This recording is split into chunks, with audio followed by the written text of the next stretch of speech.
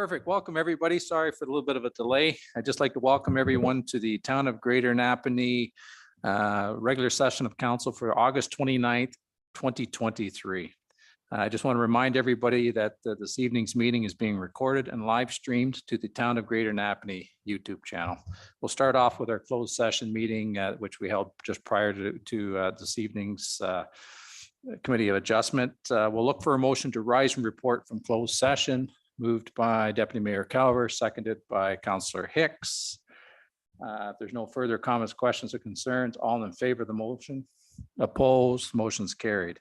I'd like to report that in closed session this evening, Council approved the closed session minutes from July 20th, July 25th, and July 27th.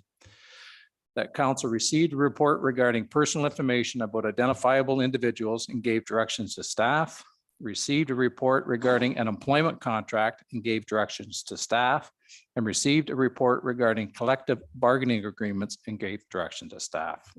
Having said that, we'll look for a motion for the adoption of the agenda as presented.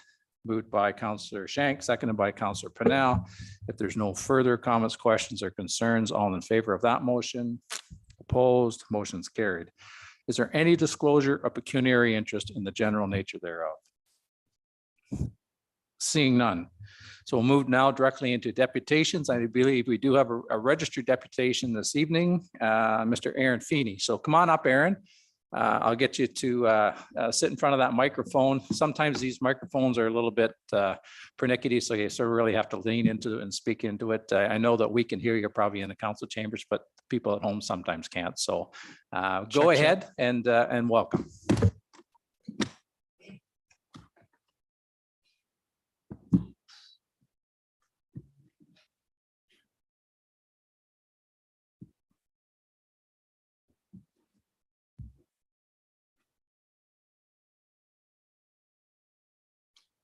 Thank you, Mr. Mayor, councillors, staff, for the opportunity to speak tonight. I would also, before I kick off, I'd like to thank you very much for the installation of the bike racks downtown. It was a really an excellent surprise to see the addition of extra facilities for active transportation. It is really a great thing to see for Napanee moving forward. My presentation tonight is intended to present to present an opportunity for the town in relation to walkability and real estate development, and it includes 4 requested courses of action for council and staff to consider.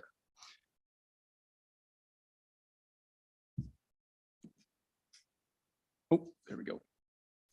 So the photos on the slide represent the development of a town called Brainerd, Minnesota over the course of 60 years, from 1870 on the left side through 1904 in the middle, and to 1930 on the right-hand side. For the vast majority of human history, this is how towns and cities developed in much the same way, incrementally and at the human scale. While architecture certainly varied widely across cultures, the basic concept formed a consistent pattern all over the world because it worked. Individual property owners would develop their plot as they found the money to do so. This was all accomplished in an era before 30-year mortgages. Public investment was preceded by private, with infrastructure and services expanding as the tax base grew to support it. Cheap land on the edge of town was developed into simple structures, while real estate closer to the center would develop upwards in intensity. This contrasts with a modern style of development. Today, large tracts are platted for development and zoned to permit only a narrow range of possible uses. Transport is assumed to be automotive first, with long separations between spaces to live, spaces to work, and spaces to shop. Structures are typically built to the maximum intensity allowed in the zone. Little to no intensification is possible without special permission after the initial development. This philosophy of urban planning evolved in the early 20th century and really took off after the Second World War. The prevailing social science of the time believed that efficiency would be gained by carefully segregating things from one another. Land use, social class, and ethnicities were all to be laid out with minimal overlap. All 3 major ideologies of the time, communism, fascism, and liberal democracy, had their own version of how to accomplish this, but shared a common belief in tidy lines and separations. 70 years on, this pattern of development has shown itself to have many drawbacks. Large segments of the community are underserved or actively debilitated by our infrastructure. Many people are unable to drive, and this puts them at a significant disadvantage in society, robbing them of their agency and independence. Large distances between locations traversed easily by car are difficult to cross otherwise and often made dangerous by a lack of sidewalks or protection from high-speed car traffic. Most job applications reference reliable transportation, which in the absence of public transit or quality bike infrastructure means either walking or a car. With long distances separating businesses from residences, walking becomes less reliable, particularly without ubiquitous safe sidewalks. One of the most important tasks a parent has is instilling independence and resourcefulness in their children. A built environment which is hostile to those outside a car stunts that development by tying kids to their parents for most travel and activity. On the other end of life, many seniors continue driving long after they can safely pilot a vehicle because the alternative is effective house arrest. On top of this, a car-centric environment enables crime by decreasing the number of bystanders with eyes on the street. And adding to this danger is the arms race of vehicle size, with many people voicing discomfort in driving or allowing their families to drive a small car. Far better to be the threat than the victim. On top of the social ills, car-centric planning is bad for the town's bottom line. By sprawling outward, each business and residence requires more and more infrastructure to support it. What you're seeing here on the slide is a map of taxable value per acre in a town called Ramsey, Minnesota. The purple lines represent the highest value per acre, the highest ratio of taxes in to maintenance out in the region. That area corresponds to the traditional mixed use downtown, as opposed to the lower lying areas on the periphery, which hold big box retailers. The benefits of the large per unit commercial value are negated by the cost to maintain infrastructure in a sprawling environment.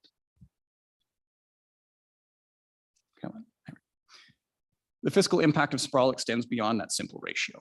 Automobile roads degrade much faster than other forms of transport, such as railroads or cycle paths, causing their long-term maintenance obligation to become a money pit for the municipality. At common Canadian property tax rates, single-family detached homes fail to earn enough in taxes to cover their neighborhood's long-term maintenance obligations.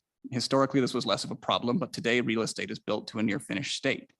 You might be able to finish the basement or add a deck, but intensification of activity is generally not allowed. This creates a speculative investment environment where people buy houses hoping the market will do the appreciation. Contrast this with a productive investment, which increases in value because of enhanced capacity. This predicament creates several questions which planners have to ask themselves. How do we ensure that we build a sustainable, how do we ensure that what we build is sustainable over the long term, grows without subjecting neighborhoods to radical change, and which empowers and enriches our community? The first option is to push development downward from the top. In this method, individual properties are given permission to develop into higher intensities on a case-by-case basis. As land values rise and structure values are unable to keep pace, neighborhoods will build up development potential in the mismatch. When single properties are given permission to intensify, an entire neighborhood's worth of potential is squeezed into a single plot, resulting in a highly intense structure like an apartment block built directly next to a single family home, which now loses value due to the disruption in the neighborhood. Due to the concentration, projects which fail or stall create highly visible gaps in the urban fabric, putting heat and light onto developers and the administration. These pressures raise the cost of development, requiring the maximum possible return to break even. This in turn creates a housing crisis in which only high-end properties get built unless the municipality forces rent-controlled low-income housing to be built, further distorting the market. The second option is a more traditional bottom-up development pattern, the pattern that built our downtown. In this model, a wide swath of property owners incrementally build up the intensity of their own investment. By keeping projects incremental, changes to neighborhoods are small and dispersed rather than disruptive. Individual creativity and character play a much more significant role. Above all, this pattern empowers local people to build the wealth of the town, rather than relying on large corporate developers who extract a large portion of the wealth from the community.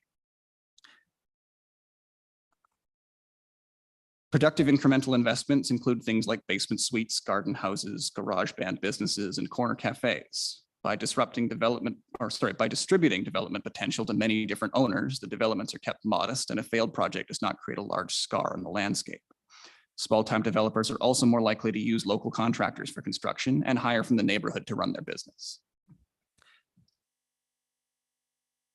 A swarm of small developers working incrementally will fill unproductive spaces over time. Neighborhoods will have their own identity and character, filling in with unique and eclectic homes and small businesses. Walkability is encouraged by putting more people within easy walking distance of their amenities. Most of all, taxable value per acre will rise as productivity does. Rather than levying higher taxes on homeowners who occupy the same space, the productive capacity of a property will rise, and so its contribution to the municipal purse will rise as well. The extra taxes collected is offset for the owner by the rent or commercial income produced by the development on the property. All of this might sound wonderful, but one question remains: how do we realize it? So my first ask is that the town conduct a walking audit. A walking audit is an official town activity in which councillors and residents take a walk around a neighborhood and take notes on what they find. How easy is it to get around? What obstacles exist? Do I feel safe and welcome here? Critical to the success of a walking audit is the inclusion of disadvantaged people, those who cannot drive and are forced into these areas. Wheelchairs, children, visually impaired, seniors, and others should be brought along to provide their perspective. Walking must be considered at least equivalently important to the town as driving. It should be provided with the same level of care, consideration, and investment to ensure that it is safe, convenient, and comfortable. For those who really want to go the extra mile, try spending a week without your car. See what life is like through the eyes of someone who can't afford one or is unable to drive one. My second ask is to end parking mandates.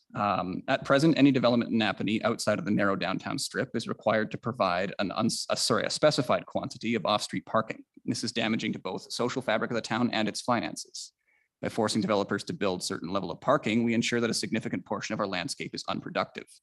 Instead, developers should be able to choose for themselves how much parking makes sense for their project. Some quantity of parking is necessary to maintain most, but not all businesses, but that quantity will vary depending on the location, the nature of the project, and the opportunity cost of that land use. By abolishing minimum parking mandates, the town would free property owners to capitalize on their real estate without needing to pave potentially productive space. Many people in Napanee do not drive, and the potential housing lost due to the mandates costs them in higher rents due to a squeezed supply. As well, sprawling parking lots are ugly and disruptive. In order to maintain the character of Napanee, we must be able to grow and develop without cratering our landscape with empty tarmac. Downtown is our most beautiful and productive neighborhood, but it's illegal to replicate it anywhere else due to the parking minimums.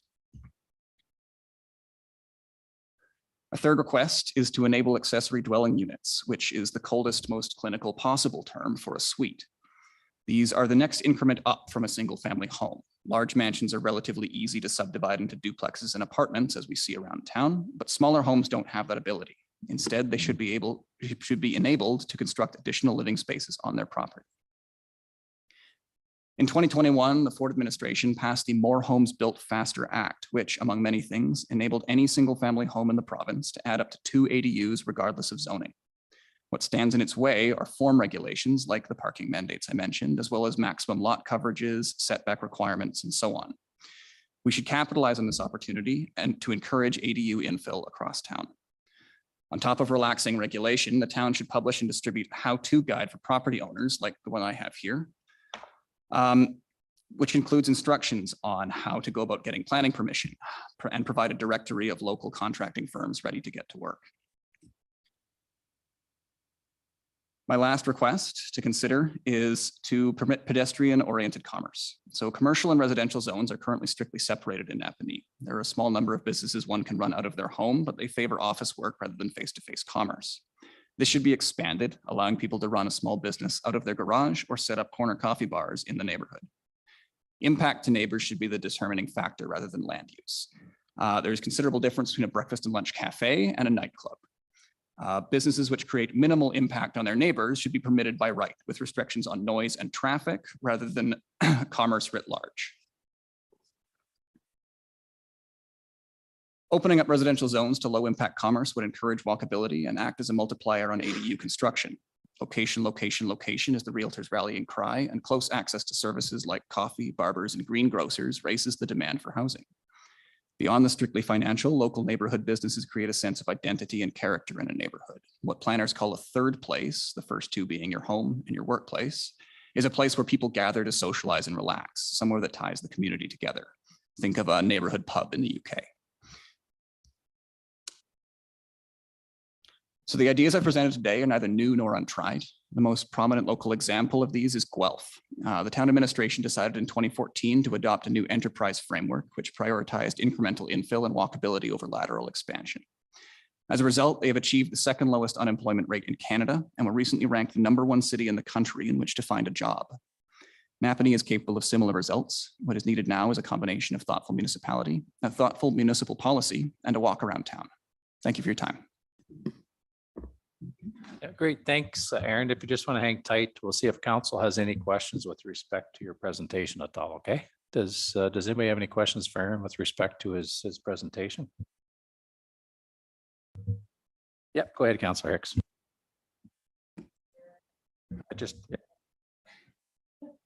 been a while. I'm a little rusty. Great presentation. I read the package twice. I agree 100%. And this is coming from someone who needs a car to get here because I live way out River Road. But however, I would be really interested in doing a walking audit. And I think if you were to get people from SOS involved, is this something I'm asking? Are you willing to set this up? Certainly. I'm involved with the Active Transport Allies, and I know there are many people in that group as well who'd be interested in helping out. So Yep. we can definitely put that together. I missed the trail walk, but I would definitely be interested in this. As I mentioned to someone quite some time ago, a taxpayer used to walk to town hall to pay their bill. And I'm fully in favor of 99 advance. It had to happen. Everyone's under one roof. There's no sidewalks. Like once you turn right off of Center Street, there's no sidewalks, which I don't think is something that should be left for much longer. It's something that I think needs to be addressed eventually by the infrastructure. But yeah, I'd be interested in doing the walk for sure. Thanks, Councilor Hicks. Go ahead, Councilor Martin. Yeah, I too want to say it is a good presentation. Do you personally have a project in mind? Like what exactly is your reasoning for coming here tonight to do this? So I don't, through your worship, I don't personally have a project in mind right now. Looking at my house, I think there is potential to add a suite, but it's not something that I'm looking at right now. My interest here is just in urbanism. I have a background in that from when I was in university. Okay. And having traveled around a lot of the country, I've seen a lot of places which are more walkable, and I find much more inviting towns, and places which are more car centric, which I find to be less attractive. And so that's my main motivation for advocating this. Do you find Napanee is not walker Napanee friendly?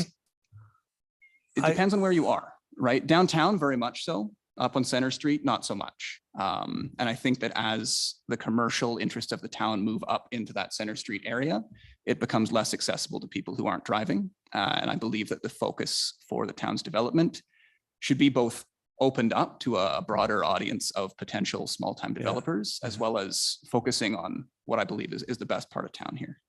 The other thing I know the provincial government is wanting communities to add units to their homes, and they can here now too.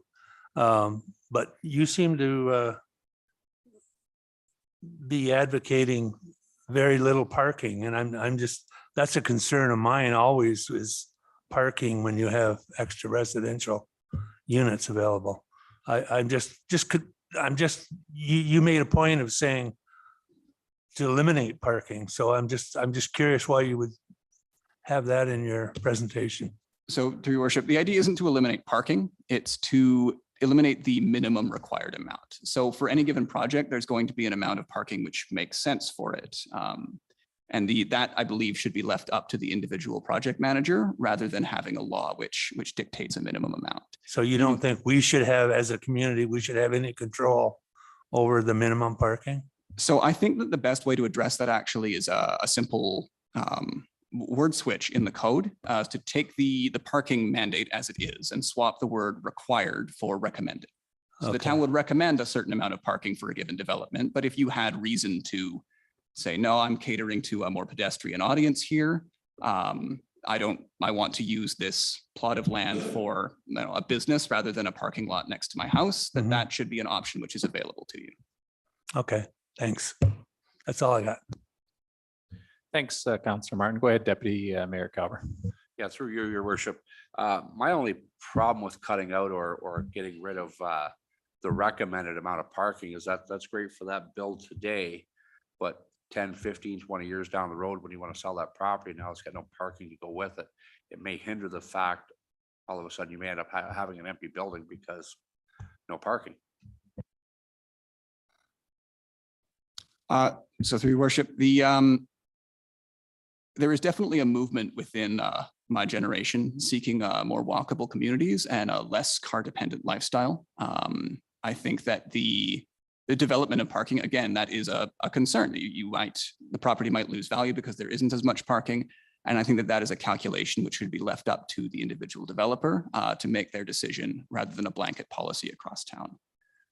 I think that there is definitely potential for people who might want to live without a car. And there's definitely quite a bit of underused parking around town, which could be put to a more productive use if the landowner decided to do so. Yep, good. Deputy Mayor Cow. We're good, thank you. Okay, great. Is there any, go ahead, Councillor Hicks. Through you, your worship.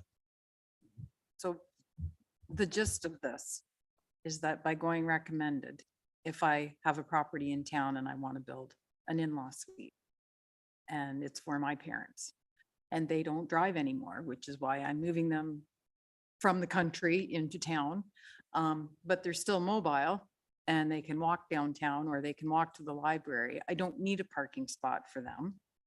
This is where you're going. And eventually, as my grandchildren get older, they have the potential to move into that space and they cycle everywhere because now the town has become more pedestrian friendly over the years. It's not something that's going to happen overnight.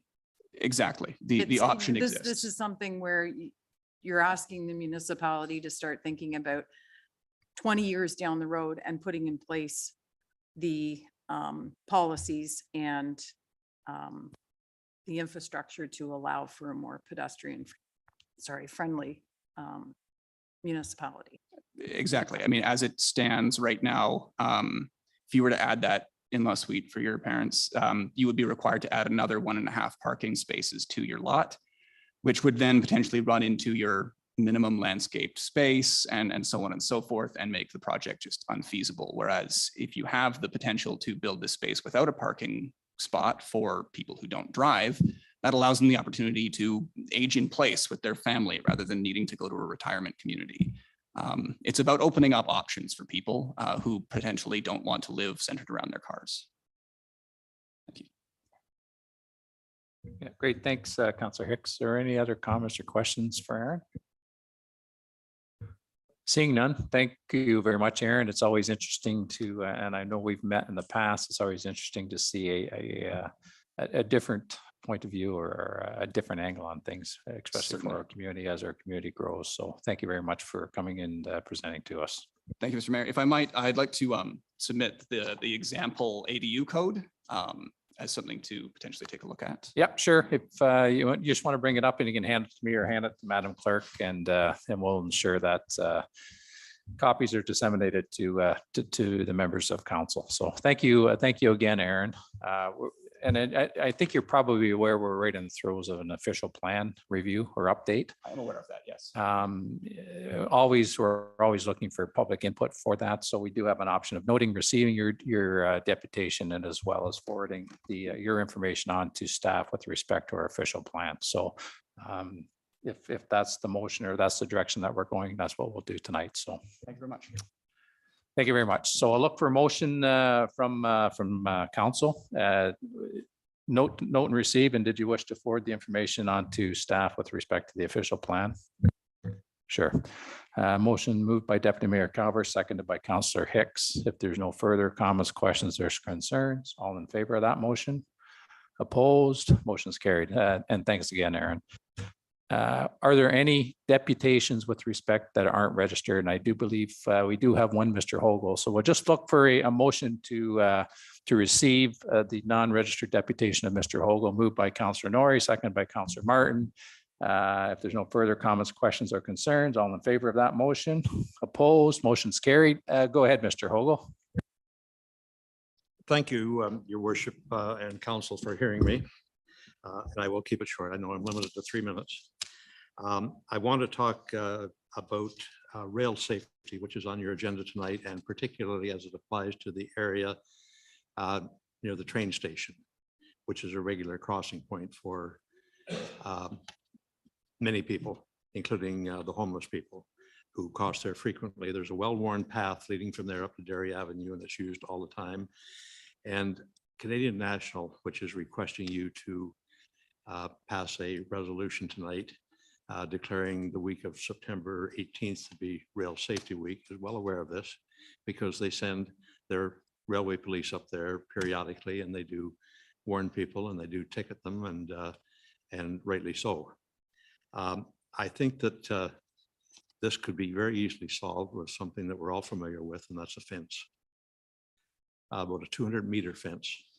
I measured it, it's 200 meters. To join up with the fence along the two private properties that are about there that have fencing already, but the section across from the train station does not have a fence, and that's, I'm talking about a fence on the north side of the tracks. You can't obviously put it on the south side because you have to be able to get on the train from the platform. But that would keep people from crossing there, and it isn't really an imposition for the people who cross there to go out and through the underpass and back up. But the people who hang around the train station, we know that a lot of them are homeless. I'm aware of it, particularly in the wintertime. And in the wintertime, they have a well-worn path through the snow. So I know that they're crossing there regularly. And some of these people are, you know, they're not too steady in their feet sometimes because they walk by my house before they get there. And there have been fatalities in that section. There was a fatality about 5 years ago, just west of center. And there was another fatality down near the golf course, I think 2 or 3 years ago. Somebody was on the tracks and got hit by a train, and why they're there, what they were doing, it's not clear. But in any event, it would be easy to stop this. And this is the bit. There are other sections where pedestrians cross. There's a section at the end of Golf Course Lane where they cross over to Switcherville Road on the other side. And there's a section of the water tower, which is not as convenient as the one at the top of John Street near the train station. So my request is very simple. When you get to 7.2.2 on the agenda tonight, I would request that you simply add a clause as follows, and I hope somebody's got their pen handy, that you ask the good people at CN, inform them that the council has made the requested declaration of Railway Safety Week and asking them to fence the 200-meter section of the CN main line across from the Napanee train station to prevent the regular pedestrian crossings of the track from continuing. I think I've got 15 seconds left. Okay, that's all I have to say. Yeah, no, we weren't counting, but thank you, Mr. Hogle. Is there any questions for Mr. Hogle? Go ahead, Councillor Martin. I just want to mention that actually the Heritage Committee did notice a well-worn path across there from the train station, and you're quite right to bring this up tonight, actually. It would be a good idea to have more fencing along there.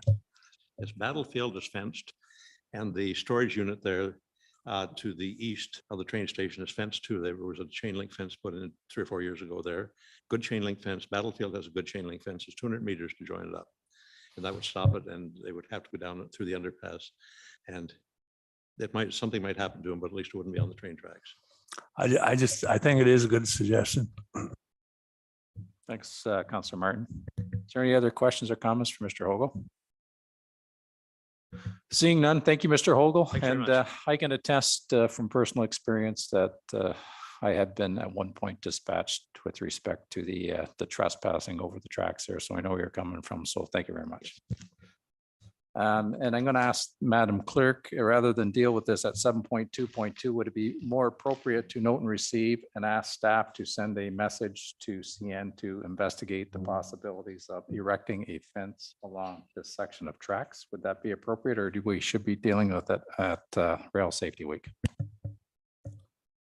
Through your worship, at council's discretion, it could be done at either of those locations. I think as long as you have at least 2/3 support, you can pass a motion right after hearing a deputation. Just need to make sure that there is that 2/3 majority support. Okay, well, we need to do that, or can we just do it to instruct staff, or will that, can we incorporate that with the note and receive? Sorry, and I apologize.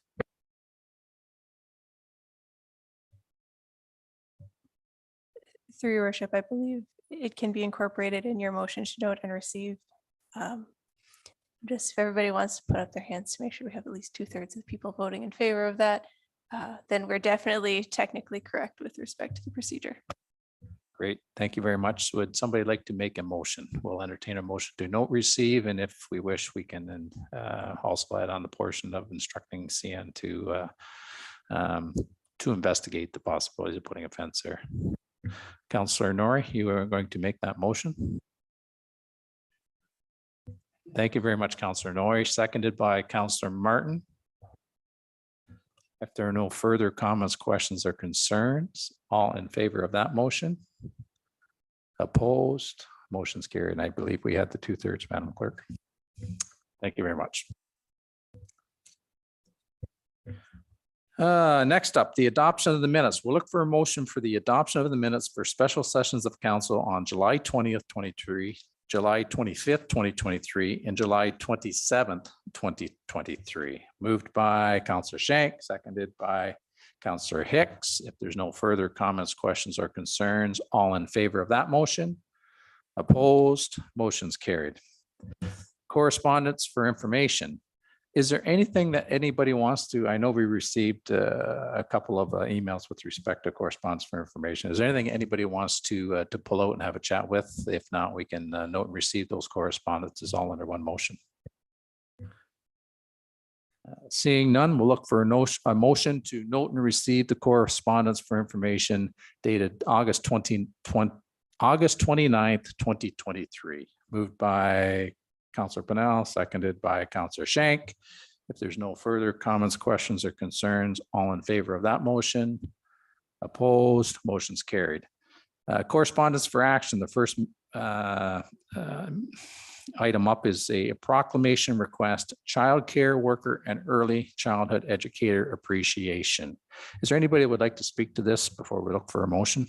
We do have a recommendation to proclaim August 17, 2023 as Childcare Worker and Early Childhood Educator Appreciation Day in the town of Greater Napanee. Anybody want to speak to that or no? Seeing none, we do have a recommendation that council proclaim October 17, 2023 as Childcare Worker and Early Childhood Educator Appreciation Day in the town of Greater Napanee. Moved by Councillor Hicks, seconded by Councillor Shank. If there's no further comments, questions, or concerns, all in favor of that motion? Opposed? Motion's carried.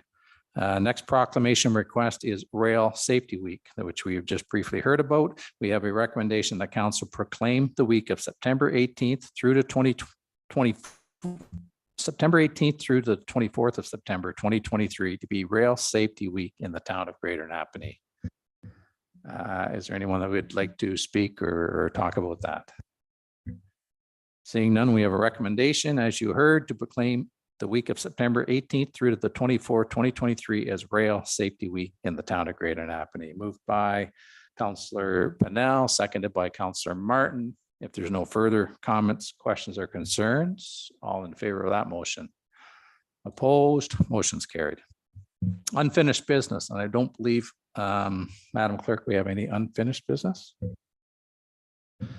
Seeing none, committee reports. The first up is the Recreation Advisory Committee. I know we've all had an opportunity to look at those minutes. Is there anything further? And I believe that would be Deputy Mayor Calver. Is that your committee, I think, Brian?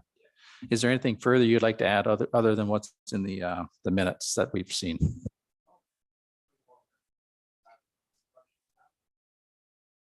Great, thanks, Deputy Mayor Calver. Go ahead, Councillor Hicks. Through you, Mr. Mayor. Deputy Mayor, could you ask the committee to send me a copy of the presentation that was provided about the skate park? Yeah, I think Annie can do that. Yeah. Okay, thanks, Annie. I watched some stuff.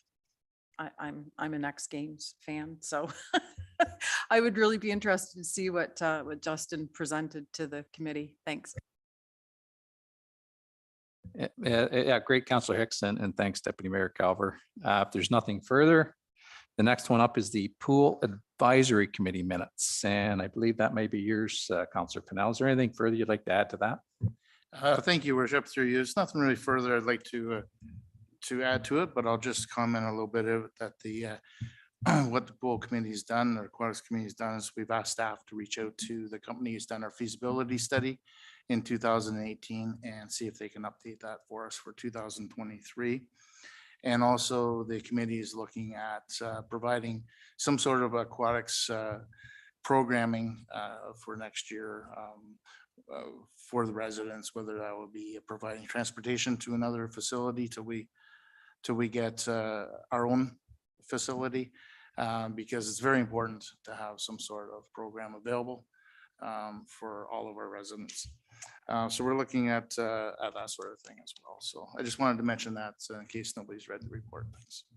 Great, thanks, Councilor Pennell. Is there any questions or comments for Councilor Pennell with respect to his presentation? Seeing none, the next is the Market Square Advisory Committee minutes, and I believe that would be Councilor Pennell as well.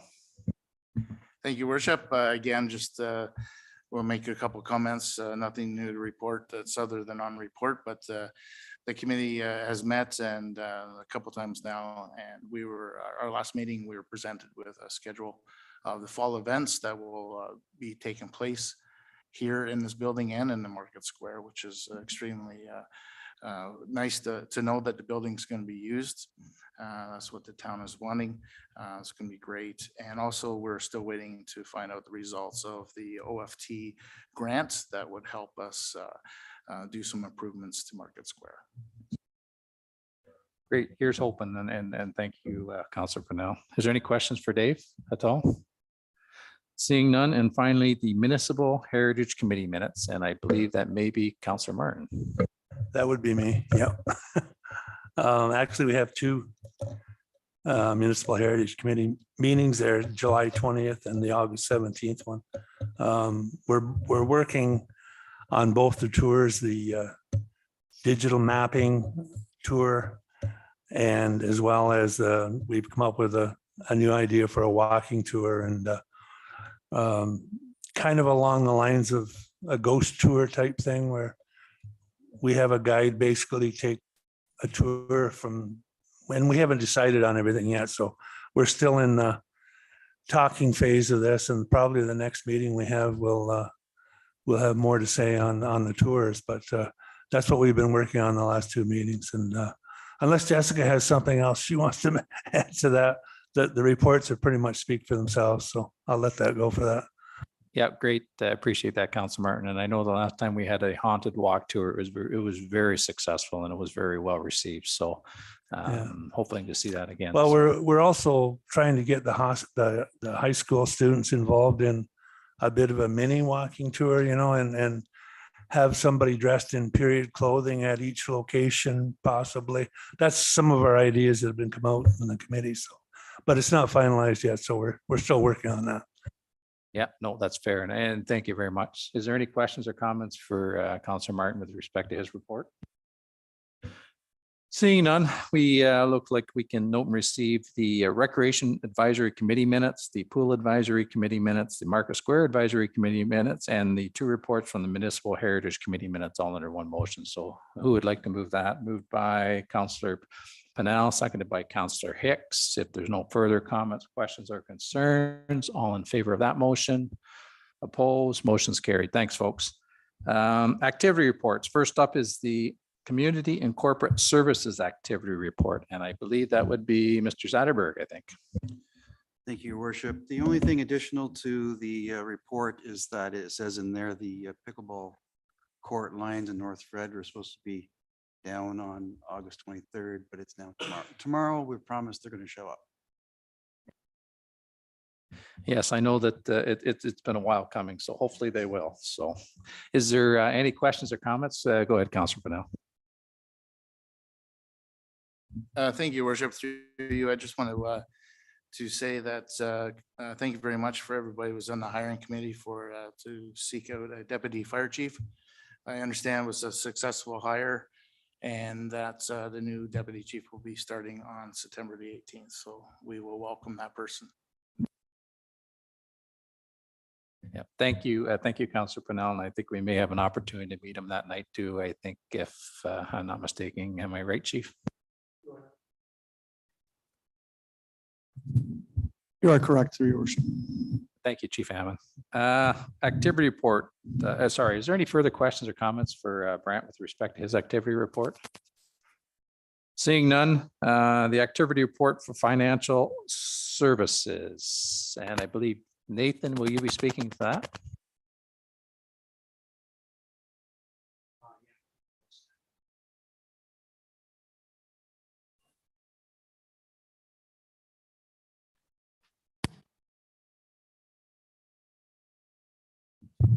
I don't have much to add to that, Your Worship. Thanks, Nathan. Is there any questions or comments with respect to Nathan's report from financial services? Seeing none, we'll move on to the activity report, Fire Department, August 29, 2023. And I believe Chief Hammond, you're up again. Go ahead. Go ahead, Bill. So through your worship, I do have a few things I'd like to add. Since the report was submitted, our firefighters have been out doing door knocks this week. As of today, this afternoon, we also have boot drives going on for the food baskets and hampers that we give out during the Toys for Tots campaign through the firefighters campaign at Christmas time. So you're going to see firefighters out at Walmart and the Glenora Ferry on Saturday, Sunday of this long weekend. And as Councillor Pennell has indicated, we were successful in securing Deputy Chief James Fenney from Loyalist Township. He does start on the 18th, and he will be here at that council meeting to be sworn in as a bylaw officer and other legislative requirements as well. Lastly, I'd like to thank Deputy Mayor Calver for representing council at our grad and our acknowledgement of our full-time hires over the last couple of years. He represented council very well. Thank you. Great. Thank you, Chief. And it's always refreshing to see some new faces and see that there is interest with respect to our fire department. So thank you very much. Is there any questions of Chief Hammond with respect to his report or his presentation? Seeing none, the activity report of infrastructure services, August 2023. Yeah, go ahead, Andrew. I guess you're going to speak to that. Yes.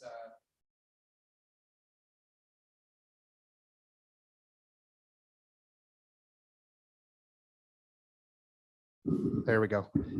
Through your worship, just a couple of highlights. The raw water reservoir project is complete. Others than some aesthetic things we'd like to get cleaned up there to wrap it up before the end of the year. We're going to bring a summary report of all capital projects done within the utility to council by the end of the year. First two blocks of East Street construction are complete. The new maintenance garage site, all the aggregate should be brought in to level that site out by the end of this week. And we're expecting footings to start next week. On the solid waste front, our household hazardous waste day will be held at the Drainall or GFL site on Advance Avenue on September 9th. And that's also when town is going to do the giveaway day, the large item giveaway day. And information on both of those items can be found on the town's webpage. Perfect. Thank you, Andrew. Is there any questions or comments for Andrew with respect to his presentation or his report? Seeing none, and I know that the hazardous waste is always a very popular event to go to, and if last year's giveaway date is any indication, it also was very popular. So hoping everybody watching will keep their schedules open for that day. So, but thank you, Andrew. Next is the activity report from Legislative Services, August 2023, and I believe. Oh, sorry, I inadvertently skipped growth and expansion. So go ahead, Mr. Nobes. I don't know how we could forget you. So, but I apologize. Go ahead. Thank you, Worship. Not much to add beyond what's contained within the report. We have great movement at both the long-term care facilities. Construction is well underway at both the Omni facility on Dryden Road, as well as the hospital's long-term care facility just located west of the hospital. The building permit for the Hilton Hotel on McPherson Drive across from the SPC has been issued. We should see some activity starting there relatively soon. We are proposing to I guess this has been subdivision application that's been pretty dormant for a while, but at the end of Ben's Point Road, there was a lot of review back in 2015, 2016, and there were some issues with regards to hydrogeological implications. New owners have purchased the property and they've brought that back to life and undertaken more investigative work and testing. So we're planning to bring forward that to a public meeting in October, just a heads up for council. Official plan update, and as it relates to the urban boundary, so staff had sent out a courtesy notice last week or the week prior to all properties that may be impacted by the proposed boundary adjustment. We've had good response from that. Nothing major or no major concerns being brought to staff's attention from residents now. It's been very, I guess, easy to answer questions, how it will impact properties specifically. So everybody's been happy with the answers that staff have been providing. We have quite a number of properties that are impacted, but we've been able to give those answers to residents as needed. So those are trickling in. We had a flurry of activity last week, and we are still having some questions come in this week, and we'll compile all of the correspondence and responses for council for making a decision on the matter in a future date. But anything further to that, I don't have much beyond that, but I'm available for questions. Great. Thank you, Michael. Is there any questions or comments for Michael with respect to his report or presentation? Seeing none, and thank you, Michael, for you and your team with respect to the courtesy and notifications. I think by the sounds of it went very well. And I know it's really quite time consuming, but I think it's well worth the time we spent on doing it. So thank you very much to you and your team. So activity report, legislative services. Now I can get to Madam Clerk. Go ahead, Jess. Through your worship, I don't have anything to add to the report, but I did just want to take this opportunity to draw council's attention to, under the forward calendar, we now have a council resolution tracker. This was promised in my last activity report. So it's sort of the forward calendar looks forward, the resolution tracker looks backward as to the decisions that have been made.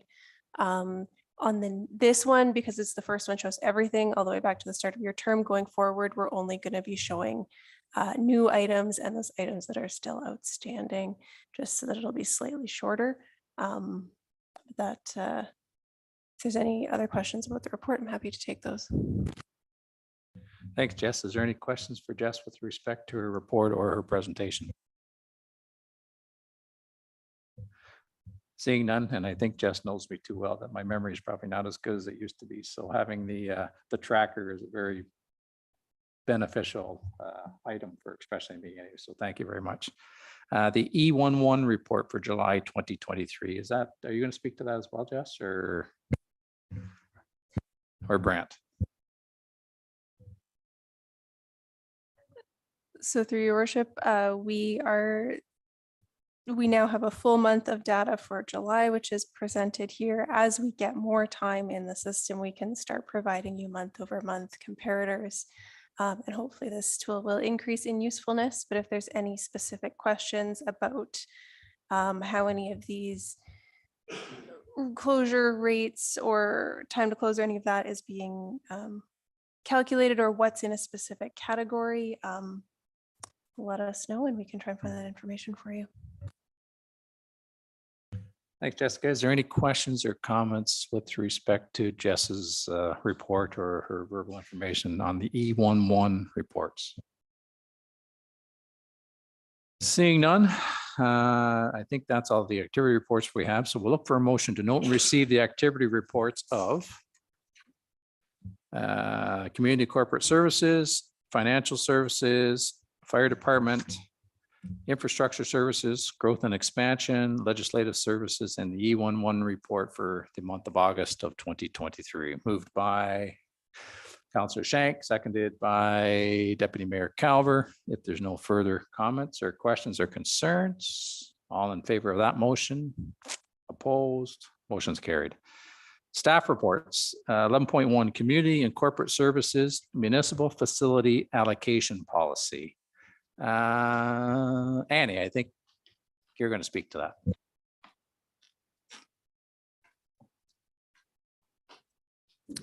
Thank you, Your Worship. I have nothing more to add at this time, but happy to take any questions.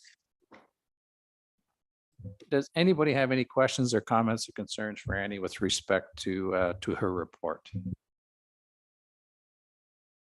Go ahead, Councillor Hicks. Thank you, Your Worship. Just one question. Were there any major changes made, or is this a new policy, or is this an updated policy? And Brant's smiling, so I'm thinking that this is. Through Your Worship to Councillor Hicks, we haven't had a formal policy on the books. There was a ICE floor rental policy from 2014, but nothing to cover all facilities. This is just putting something in place to cover all.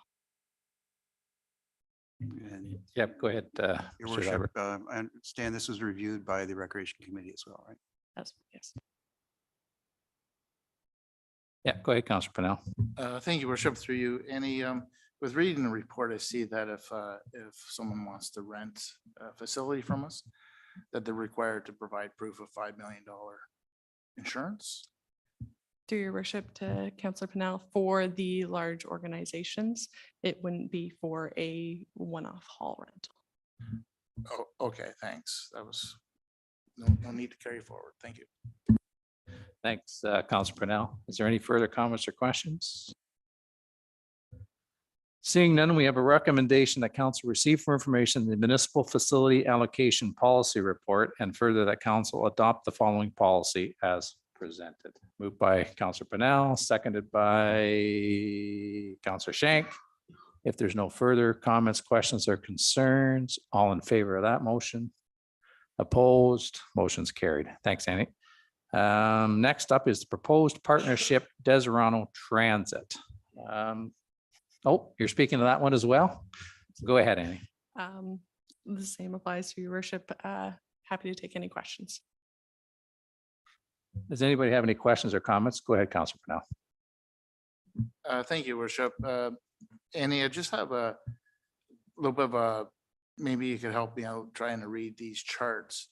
The ones that provided from Deserano Transit, it's on page 4 of the report where it says 1 of 14 and it starts with Daly Road and Bay Shore and stuff like that.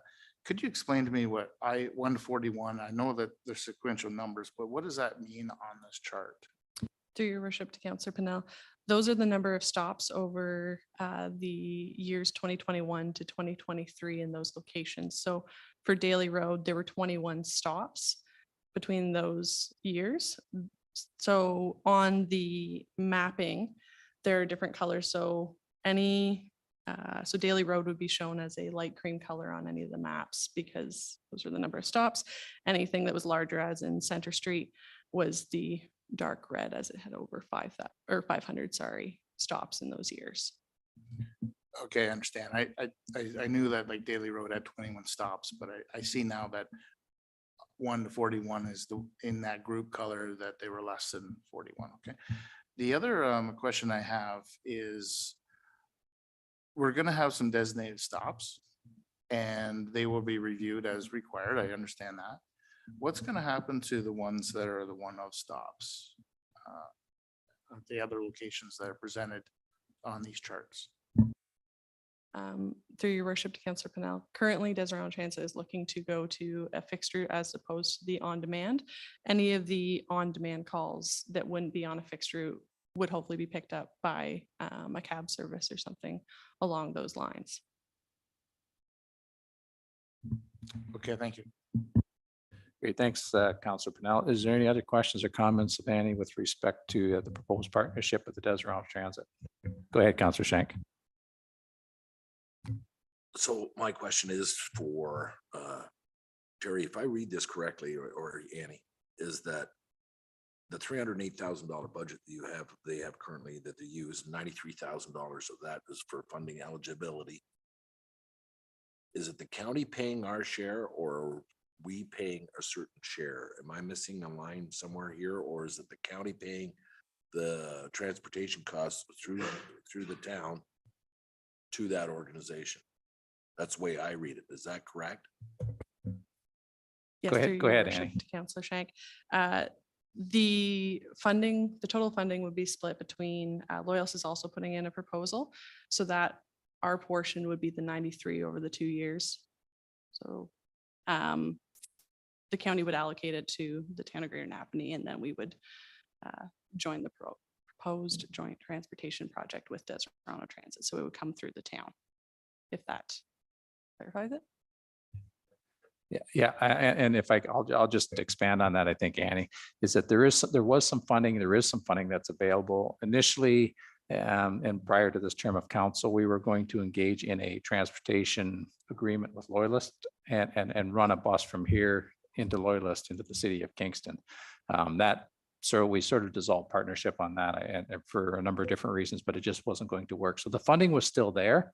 But in order to access that funding that the county has control of, we had to come up with a system. So Loyalists have created their own transportation system, and it's just from memory, but it has something to do with getting some folks from the new Umicore plant into the Loyalist and then maybe into Kingston. So what's happened is we've been able to split the funding because it was sort of a 50-50 thing. So we're going to put our amount of that funding, which is $93,000 for 23-24, and then $93,000 for March of 2024 into 2025. And we're going to invest that into this transportation opportunity that we have that we can get into with Deserano. So it really is a good opportunity, I think, because it's going to provide us with a transportation system that's already established. And we can maybe improve on it as well, and it'll serve both our community as well as the town of Deserano. So, but that is funding that had there's quite a history to where that funding come from, but the county has been sort of gatekeeping it. It is funding that's available to us if we can come up with a transportation system, which we will with respect to this agreement that we're going to have with Deserano. That explains what reason why I was asking those questions was because I would like to make sure that ties into with the delegation that we had earlier with Fenney. I think it was Adam Fenney and went ahead about the walking also. So therefore you're making it easier for outlying areas, all right, to come into the downtown. So where the stops are. So when you do your consensus through the walking tour, also that kind of marries up together, that it all works hand in hand. And I think you've hit the nail on the head. I think and there's going to be another report in our meeting later on with respect to the SOS, where it's going to run hand in hand with that as well. So it's just kind of interesting how everything has now kind of come together, and it's a good opportunity. And whether it's by good work or by luck, we've got this opportunity that I think we need to grasp it and take a hold of it. So it's very encouraging that we can take an opportunity that's already established and maybe improve on it, and it'll help both us and as well as the community of Deserano. So I think it is a really good opportunity. Yeah, go ahead, Councillor Pennell. Thank you, Worship. Through you, Annie. I see there's approximately 7 stops currently proposed for Napanee. Is this bus going to be designated for Napanee, or is it going to be leaving the area? And if it's going to be leaving the area, then obviously there'd be opportunities for people to leave the area as well on this transit. And my last question to put all this together, is this going to remain a pay per use, or is it going to be taken care of by the town? Through your worship to Councillor Pennell, at this point, it would still be a pay per use. There is a tentative bus schedule put together by Deserano Transit in which it would be, the route would be beginning in Deserano at 4:45. The first Napanee stop would be just after 6 o'clock. So the route would be coming through Deserano to Napanee, back through to some spots in Belleville and back through. So it will hit multiple municipalities. Yeah, go ahead, Councillor Pennell. Thank you. And then just continue on a loop, or is it like, how many times do we think that the bus will be in Napanee per day? Through your worship to Councillor Pennell, just looking at their draft route system, Market Square alone will be hit 9 times in one day. Fantastic. Thank you. Yeah, go ahead, Councillor Martin. Yeah, thanks, Andy. Through you, Mayor.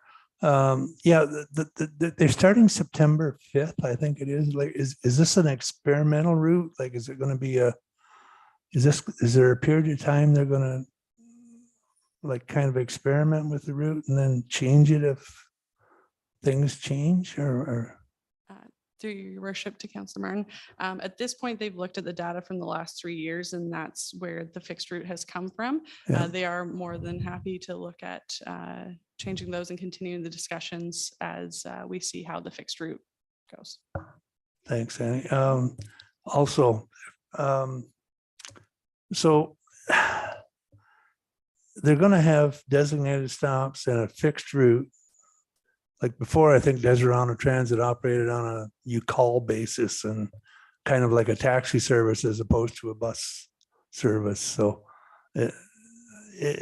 are we going to possibly have bus stop signs like maybe here at, so we're going to have to come out with a number of stops, maybe a bench at each one of these or something like that?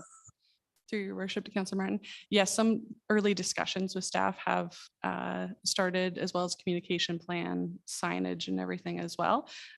A lot of that would come from the funding from the county, putting those in place. There are some now outdated Deserano Transit signs that are still up in certain locations, but we would be looking to put together a communication plan on how to get that out to the public so everyone knows where the stops are, when the bus will be there, and move from there. Yeah, go ahead, Councillor Martin. Thank you, Mayor. Through you again, Annie. Are we committing ourselves to a long-term thing here, or is this like an experimental thing for like 1 year? Or, because myself, I love the idea of having transit here in Napanee. There's people that need a way to get to No Frills, Walmart, etc. But most people who talk to me about the bus transit are talking about Loyalist, Kingston, medical appointments at Hotel Dieu, General Hospital, that type of thing. So I'm just wondering if 2 years from now or 3 years from now, if depending on what happens with Loyalist, and if we can somehow team up with everybody. I mean, it'd be nice to go to Belleville, yes, Deserano. I know Hastings is involved in this as well. And one other thing, is it always going to be called Deserano Transit if there's 3 or 4 different partners involved in it? Through your worship to Councillor Martin, there have been early discussions about rebrands, things like that as well. Connections, I believe more of those answers can come about as we progress with the discussions and see how the fixed route goes at the beginning and look at the data from there. Perfect. Thanks, Annie. Thanks, Councillor Martin. Is there any other questions or comments? Seeing, oh, go ahead, Councillor Hicks. Through your worship. Annie, this probably won't come as a surprise, this question, given the meeting that was held this morning. When we talk about benches and signage, et cetera, especially in the urban or downtown core, and Dave, this is for you as well. We already have benches. Can we please try and be consistent with the aesthetic that we go for? They're good, they're solid, they're low maintenance, and they fit with what we've already got. So if we can continue on with that, and wherever you have a bench, you're also going to need a garbage pail. So it's just, you know where I'm going, and you're going to keep that in mind. Okay, thank you. Thanks, Brant. Thank you, Councillor Hicks. Is there any questions or comments further? Seeing none, and thank you, Annie. I think it really is, it's a great opportunity for our community. I really think that in order to get involved in a project that's established, and I think that the Deserano Transit has probably been established, am I thinking 14 years? So it's been around for a while, and I know that they've probably ironed some of the kinks out, and I know that we will probably find some more kinks as we move forward. But I think it's really great opportunity for our community to be able to get involved in this, especially with a project that's revenue neutral at this point, from what I understand. So I think it's a great opportunity, and it's an opportunity for our community to move forward with respect to the transit system. So having said that, we do have a recommendation that council receive for information the Community and Corporate Services Proposed Partnerships Deserano Transit Report, and further that council authorizes the partnership between the town of Greater Napanee and the town of Deserano Transit to provide a coordinated transportation service that will benefit both municipalities, and further that staff be authorized to submit a proposal to the Lennox and Addington County that would commit the town of Greater Napanee and the town of Greater Deserano to provide a service generally described within the proposed transportation project. Moved by Councillor Shank, seconded by Councillor Hicks. If there's no further comments, questions, or concerns, all in favor of that motion? Opposed, motion's carried. Thank you very much, Annie. Next up is the 2023 funding request, Lennox and Addington Seniors Outreach Services. And Jessica, you're going to speak to that. Go ahead, Jess. So through your worship, the background of this request is outlined in the report before you. One additional piece of context that ties into the report that was just discussed is there have been some preliminary discussions with SOS about if this transportation project goes forward, that could be a form of in-kind support that the town could provide to them in 2024 and future years to help them maintain their grant eligibility. And one other thing that's not identified in this report is that previously the in-kind support was through the rent of North Fredericksburg Hall. The program has moved out of that location, which is part of why that in-kind support is no longer something that that is on the table for this year. They are paying rent at a different facility. But if there's any further questions, myself or one of the other staff members here should be able to answer them. Thanks, Jessica. Is there any questions for Jessica with respect to this? Go ahead, Councillor Pennell, and then Councillor Shank. Thank you, Worship, through you to Madam Clerk. Madam Clerk, on page 14 of the report, where it's the Seniors Active Living Centers Program 2023 to 24. The first highlighted section is asking for the $37,000. But it says that it's combined Greater Town of Napanee and County of Lennox and Addington. So I'm just wondering, does that mean that the county is taking care of half of this, or how does this work? Did anybody, I could probably comment if you want, Jess. Because having sat in on a number of meetings and that, I know that the county had been approached and the county wasn't interested in committing any financial support to this.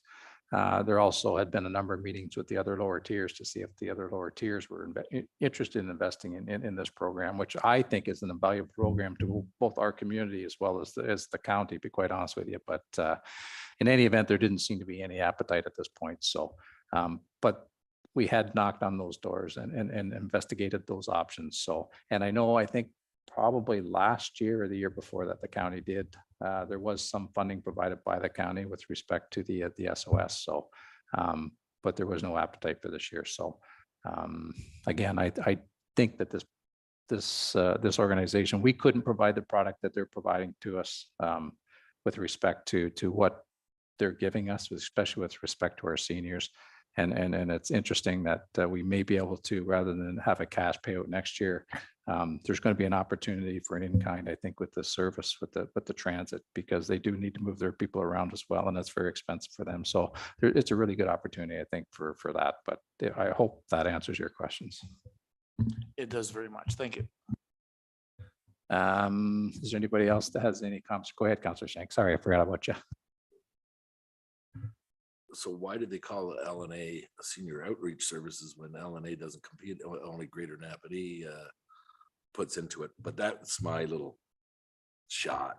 It's just the only thing is what I agree under the staff report, that thank goodness next year that we can do a certain percentage in kind, because we can't give, I totally agree with the motion that we give them what they need for this year. And next year that we have a certain amount of kind, because we have no control over their budget whatsoever. So exactly what the staff have said, I totally agree with, so that there's some type of understanding what we can do and what we can't do. We don't want to leave them out, because I totally agree with you. They do unbelievable service for our seniors, but at the same time, that something is feasible so we can plan in the future what we can do and what we can't do. Yeah, and I agree with you 100%, Councillor Shank. I mean, I think it's a very good plan going forward with creating a policy, and it's a policy, and Madam Clerk will correct me if I'm wrong, but it's a policy we really don't have right now. So we're creating a new policy to ensure that we can do things consistently and transparently in the future. So I'm hoping I didn't overstep my bounds, but I'll let Madam Clerk expand on that. No, through your worship, at the moment, we have a practice which has been that the town, and this amount hasn't gone up for several years, but transfers $10,000 to the Lennox and Addington Community Foundation under the understanding that we say, go apply there, go apply to Achura. We're not giving anybody else any other money. But then the one-off requests still come in. So this would be looking at maybe a better way to administer these types of requests that reflects our operating constraints and operating practices and the needs of the community for those projects that maybe can't go through the Achura or the community foundation processes. Thanks, Madam Clerk. And then just further to that, and I agree with you, Councillor Shank, in the fact that they do service other parts of Lennox and Addington County. I think that's why they've stuck with that name, because they do service that. And I believe they probably have the numbers to support that as well. So I think that's why they're sticking to the name. But it is a great benefit to our community. I have to admit to that. And for our seniors, it's invaluable, really. So and we as a corporation couldn't provide the service that they do. So yeah, go ahead. My only comment was it was that it's the town of Greater Napanee taxpayer that's paying it for it. But they, with their volunteerism and everything else that they do, there's no way, and it just is a little saddening that other parts of the community that they represent also, and that they're doing for their seniors, that they don't contribute also towards this, because they're only going after 20% of the funding, so they can get the benefit from the province. So that's the reason why I was stating this, because when I was looking at it through the report, like Prince Edward County, for their seniors active living center, what grant was $5,000 in cash, and the remaining of $20,200 was in kind, and that's a whole county, you know. So when you consider what they do for everybody else, you know, they should pony up also. Yep, very much so. I don't disagree with you at all. So is there any other comments or questions with respect to the report? Seeing none, we have a recommendation that council receive for information the 2023 funding request, Lennox and Addington Senior Outreach Services Report, and further that council authorized an operating grant for the 2023 fiscal year in the amount of $37,000 to be funded from the working capital reserves, and further that council require that for 2024 and subsequent years, any financial support to the local organizations must be accounted for in the approved operating budget, and further that council direct staff to bring forward a draft policy to standardize the issuing of municipal grants and subsidies to local nonprofit organizations. Moved by Councillor Norrie, seconded by Deputy Mayor Calver. If there's any further comments, questions, or concerns, seeing none, all in favor of the motion? Opposed? Motion's carried. Growth and expansion, community improvement project area, and I believe Mr. Nobes is up. Go ahead, Michael.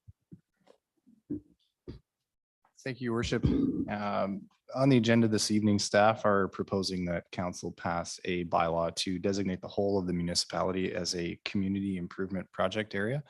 So this would be the effectively the first step in getting a community improvement plan in place. And what we're looking at doing for this first plan, this would be the first CIP, referred to as a CIP most commonly. This would be the first CIP in effect in the municipality, and we're looking at gearing it towards industrial development. So this is really a more or less a marketing tactic to put us on the map to get larger scale industrial development to have eyes on the municipality. as typically industrial CIPs have a tax increment incentive program, so a tax increment grant program whereby there may be any format that the municipality wishes to take, but it would provide grant monies back to developers, to these industrial developers, to help offset their startup capital costs by providing grant monies back in the amount of taxes owing or taxes paid. Typically, it's on a sliding scale. It's front end loaded and slowly is weaned off over time. But this is something that we've been looking at for a little bit of time, and at this point, staff feel it's pertinent that we can pass this bylaw and that we begin drafting a community improvement plan to lay out the groundwork for what sort of criteria would need to be in place in order to be able to leverage that CIP for larger industrial development. So, for example, a minimum project value of X, minimum permanent full-time employment number of Y.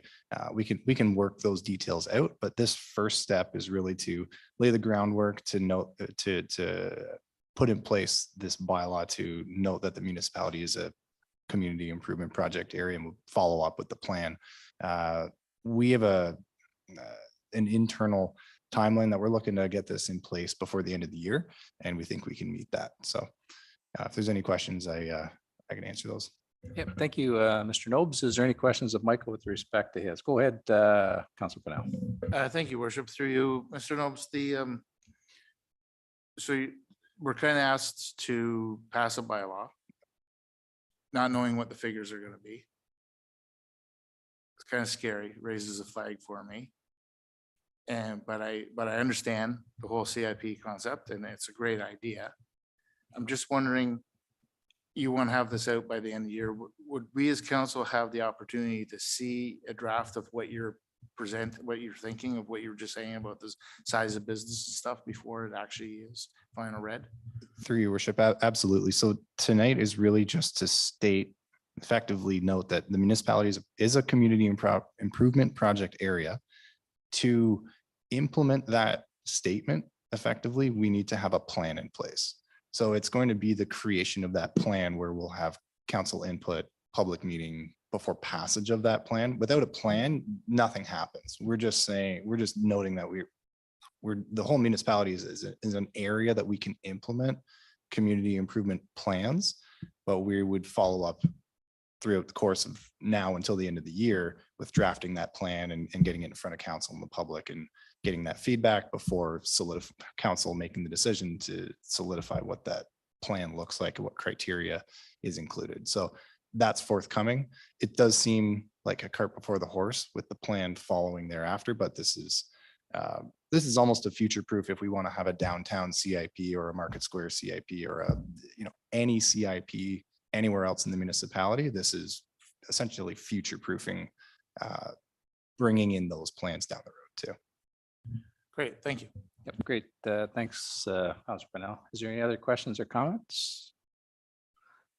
Seeing none, I think this is an extremely important plan for our community, Michael. And I know we've had conversations about it that, I mean, obviously, we're not the first to come up with this, and we're maybe even a little bit behind some other communities. But in order to bring big industry and in order to bring some really important tax dollars to a community, I think we need to do this. So it's a good plan going forward, and hopefully, and I know if you're telling us you can have it ready by the end of the year, I'm pretty sure you can. So, but thank you for the work you've done on this. So we do have a recommendation that council receive for information, growth and expansion, community improvement project area report, and further that council pass a bylaw to designate the municipality as a community improvement project area.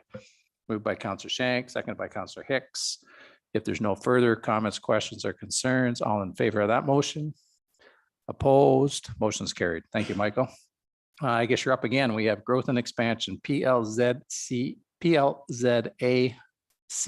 2023-012 and PLOPMA 2023-013 WPCP upgrade. And go ahead. Thank you, Worship. These applications in front of council this evening are to redesignate part of the lands that the municipality owns immediately abutting the water pollution control plant property, and to rezone those lands to allow for the further development and upgrade of that facility.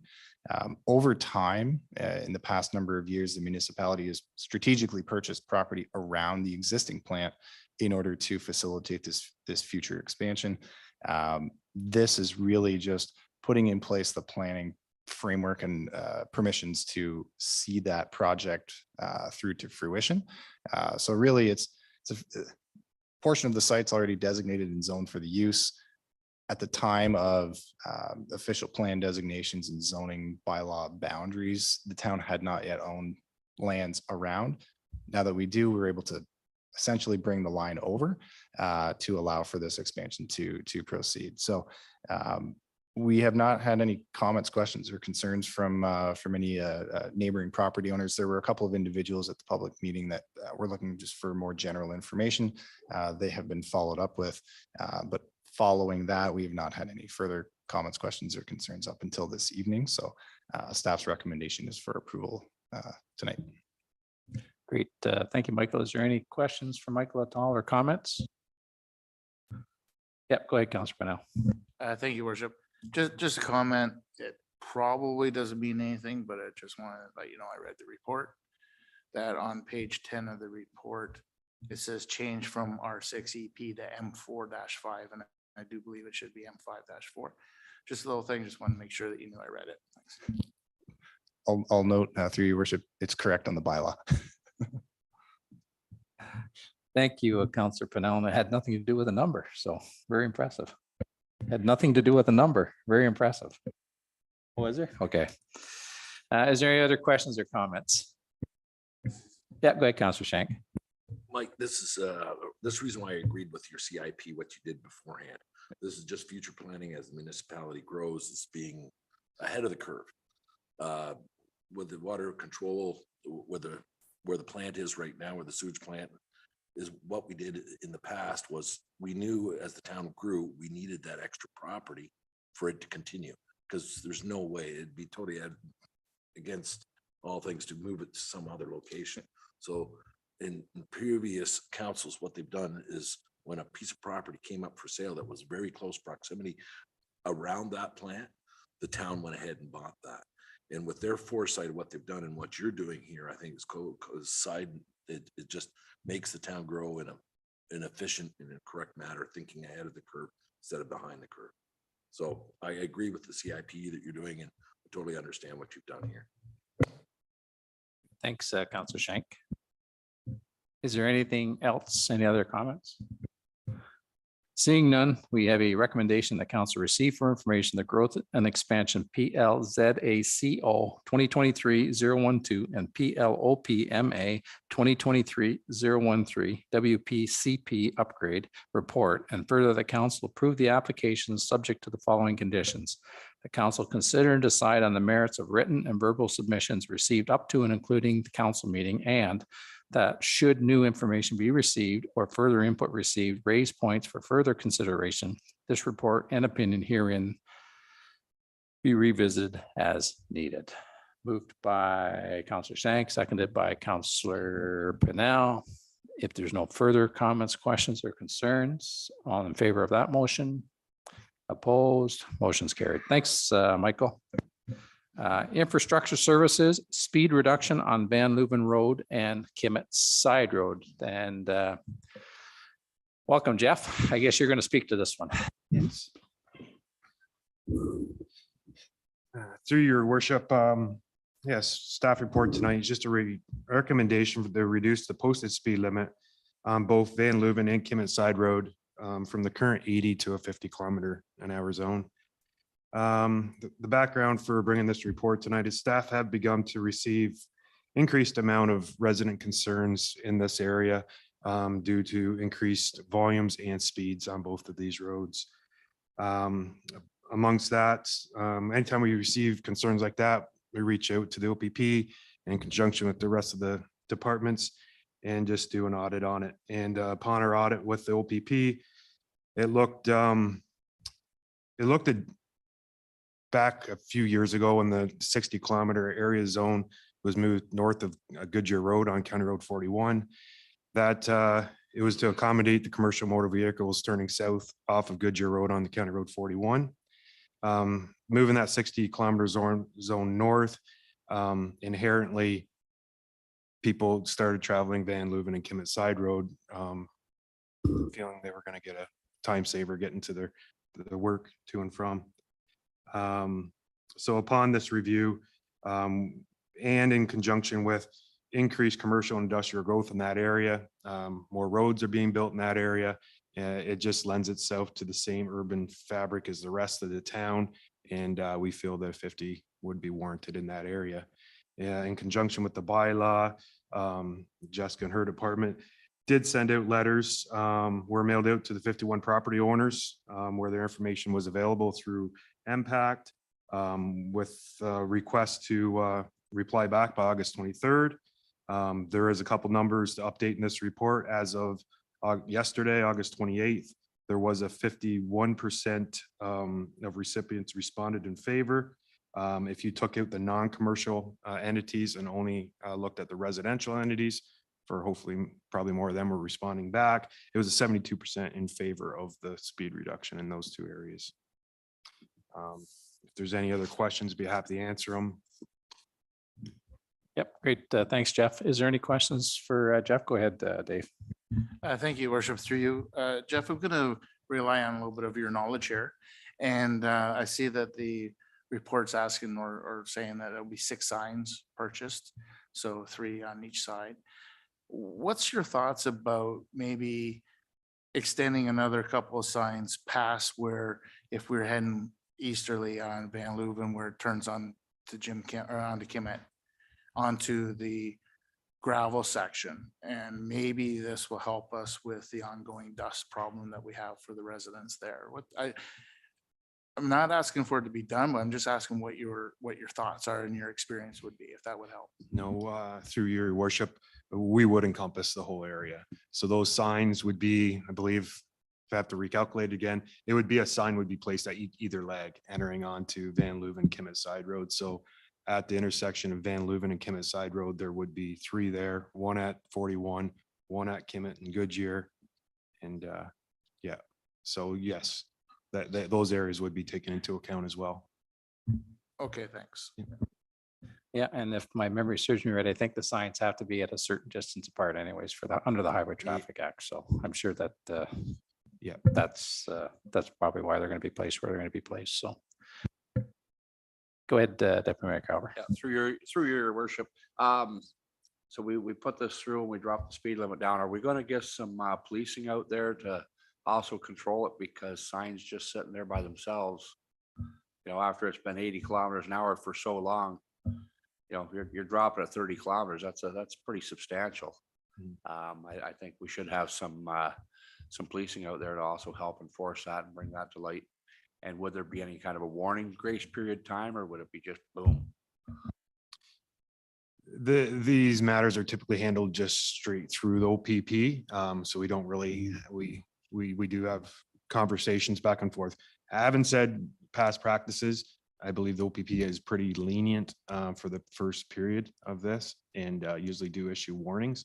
And then in conjunction with the OPP, working on these matters and through our TAC committee meetings, these are brought up as topics of discussion. And then they're pretty good. Our liaison that works with us comes back and tells us about that enforcement and education all times that they've put into these areas. Excellent. Thank you. Yeah, great. Thanks, Deputy Mayor Calvert. Is there any other questions, comments for Mr. Koppel? Seeing none, we've got a recommendation that council received for information infrastructure services speed reduction on Van Leuven Road and Kimmett Side Road report, and further that council approve staff recommendations to reduce the posted speed limit of both Van Leuven Road and Kimmett Side Road from 80 kilometers an hour to 50 kilometers an hour. Moved by Deputy Mayor Calvert, seconded by Councillor Norrie. If there's no further comments, questions, or concerns, all in favor of that motion? Opposed? Motion is carried. Thanks, Jeff. Up next, the financial services fabric building cover funding. And I believe Mr. Murphy's coming back up.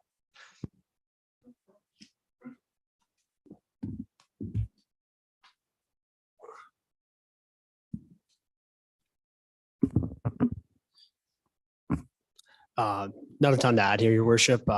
Basically, the report speaks for itself. Last year in the budget process, we missed this item in the capital carry forward. So now we're coming back through to just make sure council's aware that it will be pulled from working capital reserves to be transparent in the facts. So we're not coming back at budget time and trying to figure out where this $50,000-$60,000 has gone to. So you can see there was a resolution to amend the budget that was approved in 2022. The work wasn't completed in 2022, was missed in the carry forward, and here we are now. Happy to take any questions. Great, thanks, Nathan. Is there any questions of Nathan? Seeing none, and just for the, oh, sorry, go ahead, Deputy Mayor Calver. So we've already issued the check for this amount then? That's correct. We had already entered an agreement with the contractor at this point in time.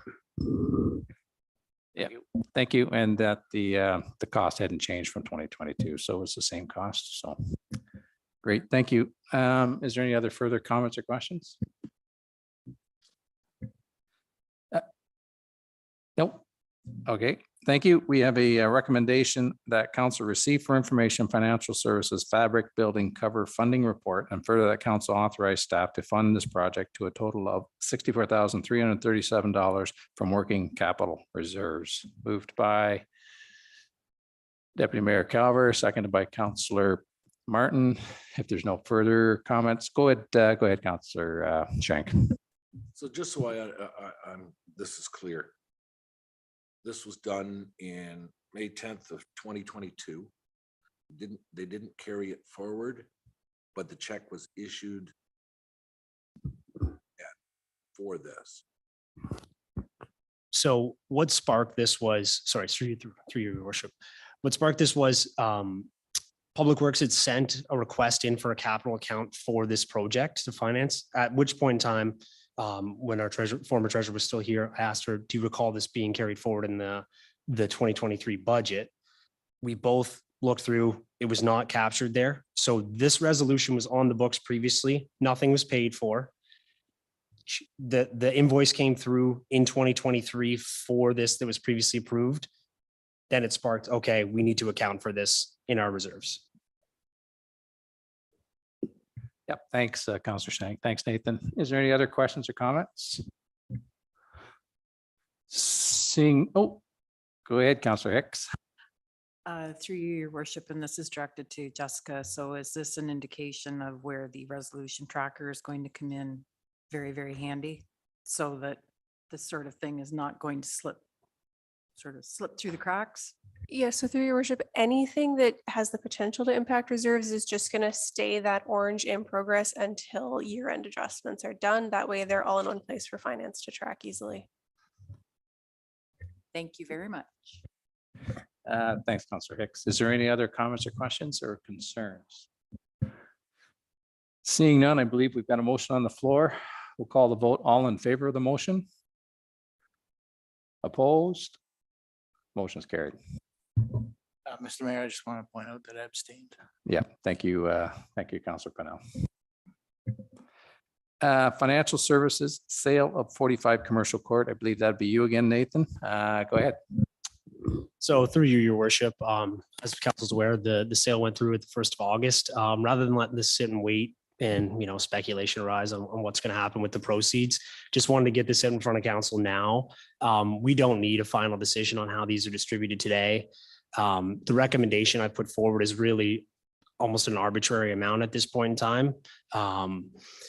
We can go anywhere you would like. We can look into it a little bit more if you would like. There is some preliminary calculations done in there, but it's not, I haven't taken a deep dive as to, the breakdown over the years. It was just rather than wait, as we got longer and harder into budget to see where this was going to split into reserves, rather get it out in front now. And if council has wishes on where they would like to go or questions on what we could dig up to see, how this should be split, I'm happy to look into it more.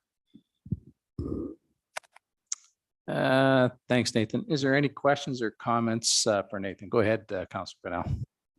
Thank you, worship. Through you, I just have a comment of how I'd like to see this done. Back when, how can I say this? When we were sold a bill of goods of buying 99 advance, I most certainly would not have put my hand up in favor of it if I knew that we didn't have the reserves that we thought that we had. And at that time, we also talked heavily of sale of buildings would go towards the purchase of 99. After we purchased 99, then we come to find out that utilities purchased that building and that there would be a split of that. So I most certainly have a little bit of a bad feeling on this. When I say that I wasn't aware of the reserves that we thought that we had, that I'm going to blame myself for that. I should have looked in farther into that. But most definitely when we're said that the sale of buildings are going to go towards paying 99, I would want to see that 100% of that goes, the proceeds 100% of this minus the rent, of course, would go towards the purchase of 99. Thank you. Thank you, Councillor Pennell. Is there any other questions or comments? Go ahead, Councillor Martin. I know where Councillor Pennell's coming from on this, and as much as I want to see the debt paid down on the purchase of 99 Advance Avenue, the money that was used to purchase 45 Commercial Court came from utilities and pay for use customers, everybody that gets a water bill every 2 months. Paid their money, paid for that building, and I think the money, I'm okay with a 2/3, 1/3 split, actually. Myself, as long as the majority of the money is going back to the PUC. I mean, we've got approximately $50 million water and sewer expansion coming up, and I don't think that rural taxpayers are going to want to pay for any of that. It's going to come out of pay for use customers. So I'm actually, like I say, I'm okay with it 2/3, 1/3, but Councillor Pennell, I'm sorry, but that money should go back to the PUC customers. Thanks, Councillor Martin. Is there anybody else like to comment? Go ahead, Deputy Mayor Calvert. Yeah, I have to totally agree with Bill. It was, it was a user pay system that purchased that building in the first place. I like the staff recommendation going with alternative one, where it's a 1/3 to the town, the 2/3 back into utilities. Like you say, we've got a big expansion coming up there, and the money's got to come somewhere. Go ahead, Councillor Pennell. Thank you, worship. Like I said, that was just my wishes. So as council, we speak all as one after the vote. One thing I would like to see is, if I do lose on this one, is that the $80,000 of projected rent costs would not be taken out of the proceeds until the 1/3 would be cut, because we take the 1/3 off the gross total and not the net. So that's it would be adjusted. Thanks, Councillor Pennell. Go ahead, Councillor Martin. I understand again where Councillor Pennell's coming from on this. We are paying rent because of water and sewer. So I understand that completely. I also want to remind everyone that there was also some discussion at a previous council meeting about PUC paying for the construction of East Street 100% instead of a 50-50. So I just want to throw that out there too, that maybe some more discussion on who pays for what. We should be very careful where funds come from and where it goes and where it comes back to. So just want to throw that out there. I'll be watching where the money comes from and where it goes. Go ahead, Councillor Pennell.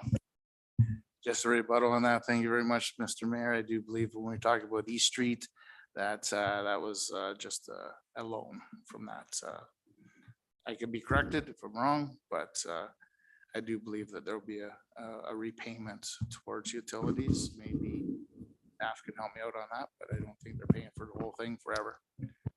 Yeah, Yeah, through, I think yeah. Nathan is going to shed some light. through your worship. Yeah, that is correct. So it's intended to be a loan, not an actual, utilities will not be funding it fully. The costs are actually being allocated currently to both. It's just a matter of where it's being pulled from reserves, essentially depending on where we align on our reserves and how our provincial funding and federal funding shakes out. So it'll be a matter of how all of our capital projects kind of align on what portion actually gets attributed through our reserves at the end of the year, essentially. So it could potentially be funded fully through utilities, but not allocated back to that, if that makes sense. Which I think we will have some further conversations in the not too distant. Go ahead, Councilor. We were going to have further conversations on this, were we not? On the construction of East Street and where the money was coming. We can't just look at a pile of money that belongs to somewhere and grab it because it's available.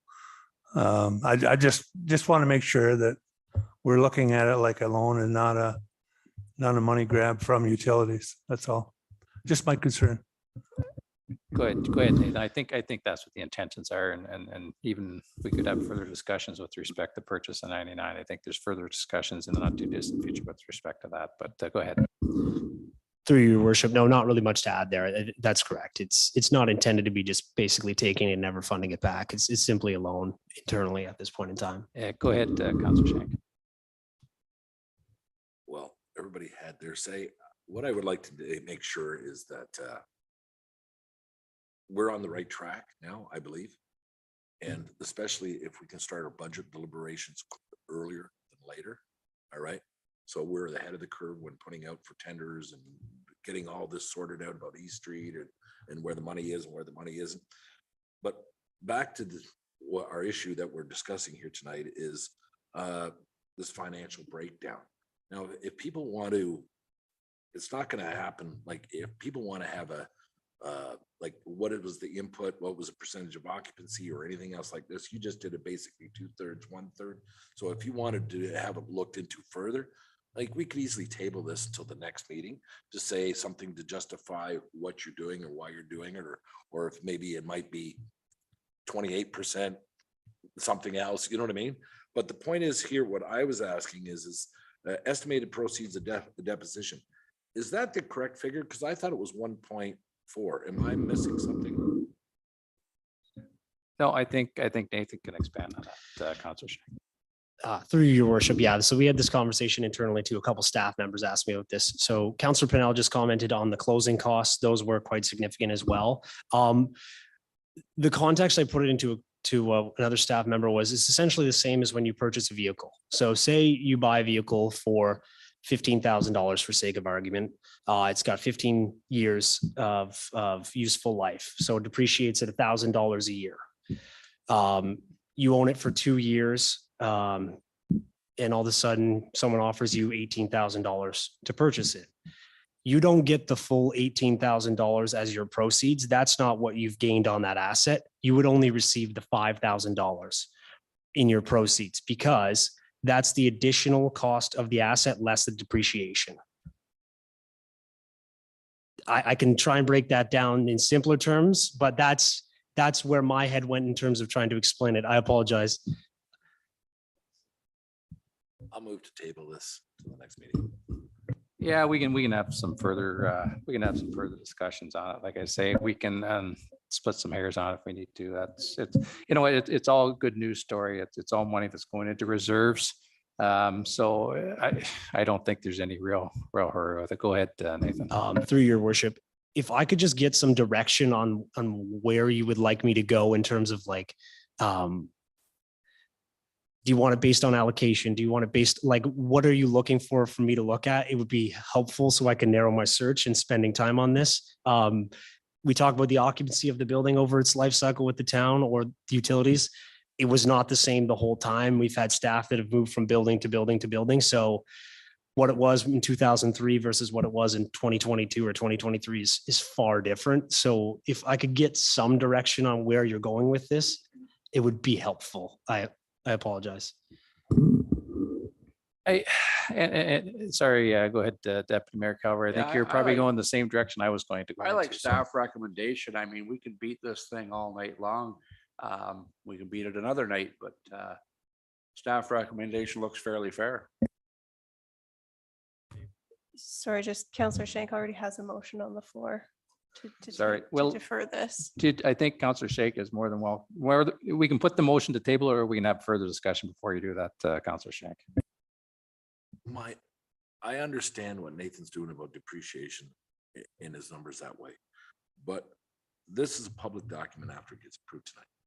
So from what I understand, can I state what was the sale price of in the public?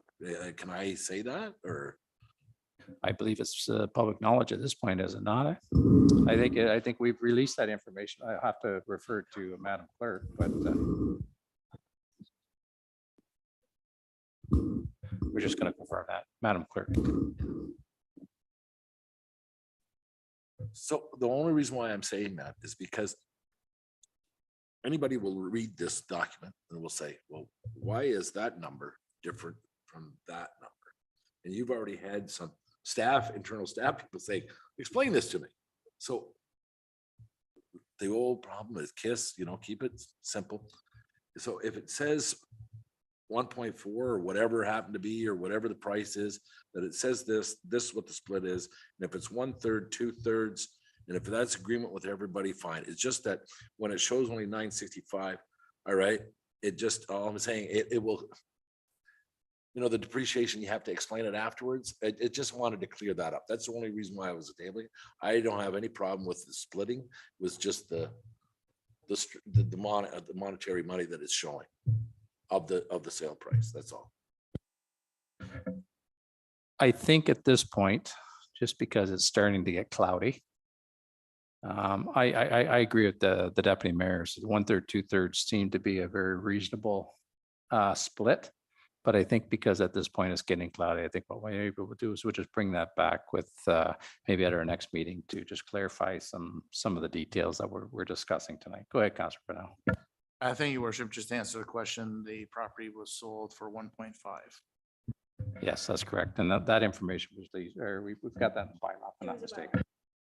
Yeah, June 27th, that we had a bylaw there. So rather than belaboring this any further, I think probably it's best we just bring this back to the next meeting in order to clear the air and to clarify exactly some numbers, and then we can get into the split, I think. I mean, like I say, it's all good news. So do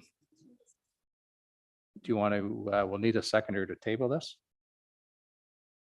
Seconded by Councillor Hicks. Is there any further comments, questions, or concerns? Councillor Martin, go ahead. I just feel that I was being fair and suggesting I'd be okay with a 1/3, 2/3. To be perfectly honest, 100% of that money in my mind belongs to utility users. So, but at the same time, I recognize the fact we need to get 99 advance paid off. That's good for everybody. So if you want to put it off, fine, but I think we're going to still have this conversation ongoing at another time. So I'd prefer to settle it tonight, but if everybody else wants to put it off, that's fine. We've got a motion on the floor to table this till the next meeting. I think you're absolutely right that we are heading in a direction that is probably a direction that would be palatable to all of us. However, we do have a motion on the floor. Let's see where the motion goes first, to table it, to put it over the next meeting and see where it goes from there. So we have a mover and a seconder. Yep, go ahead. Can we have a Councillor. recorded vote on this? Absolutely. I believe we can we not, Madam Clerk? Go ahead, Councillor Shank. So Nathan, when you show us the new one, will it show the 1.5 forget it. The 1/3, 2/3 out of the 1.5. Can you show it that way rather than the depreciated value? Through your worship, I can show a full breakdown of the transaction if that's easier. Absolutely. I can bring that back. Yeah, just to show where those costs came from. Yeah.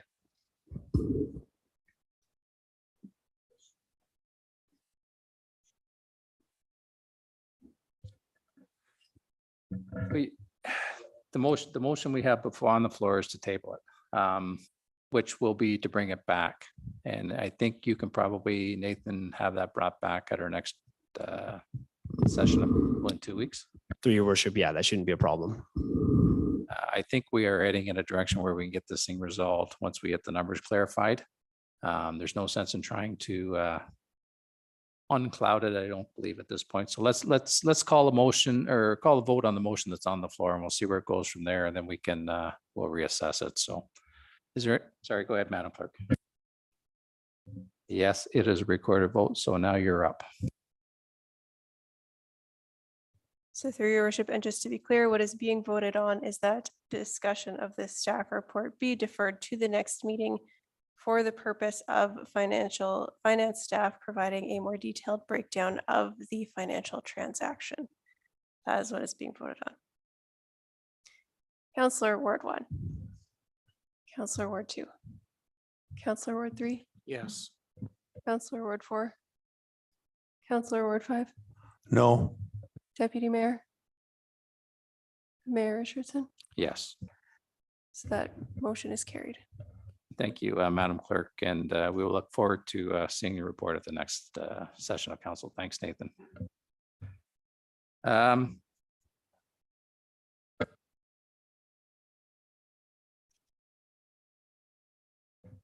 I think at this point, I'm going to take the advice of Madam Clerk. We probably do need a break, so let's have a 10-minute break, and we'll come back in about 10 minutes after 9.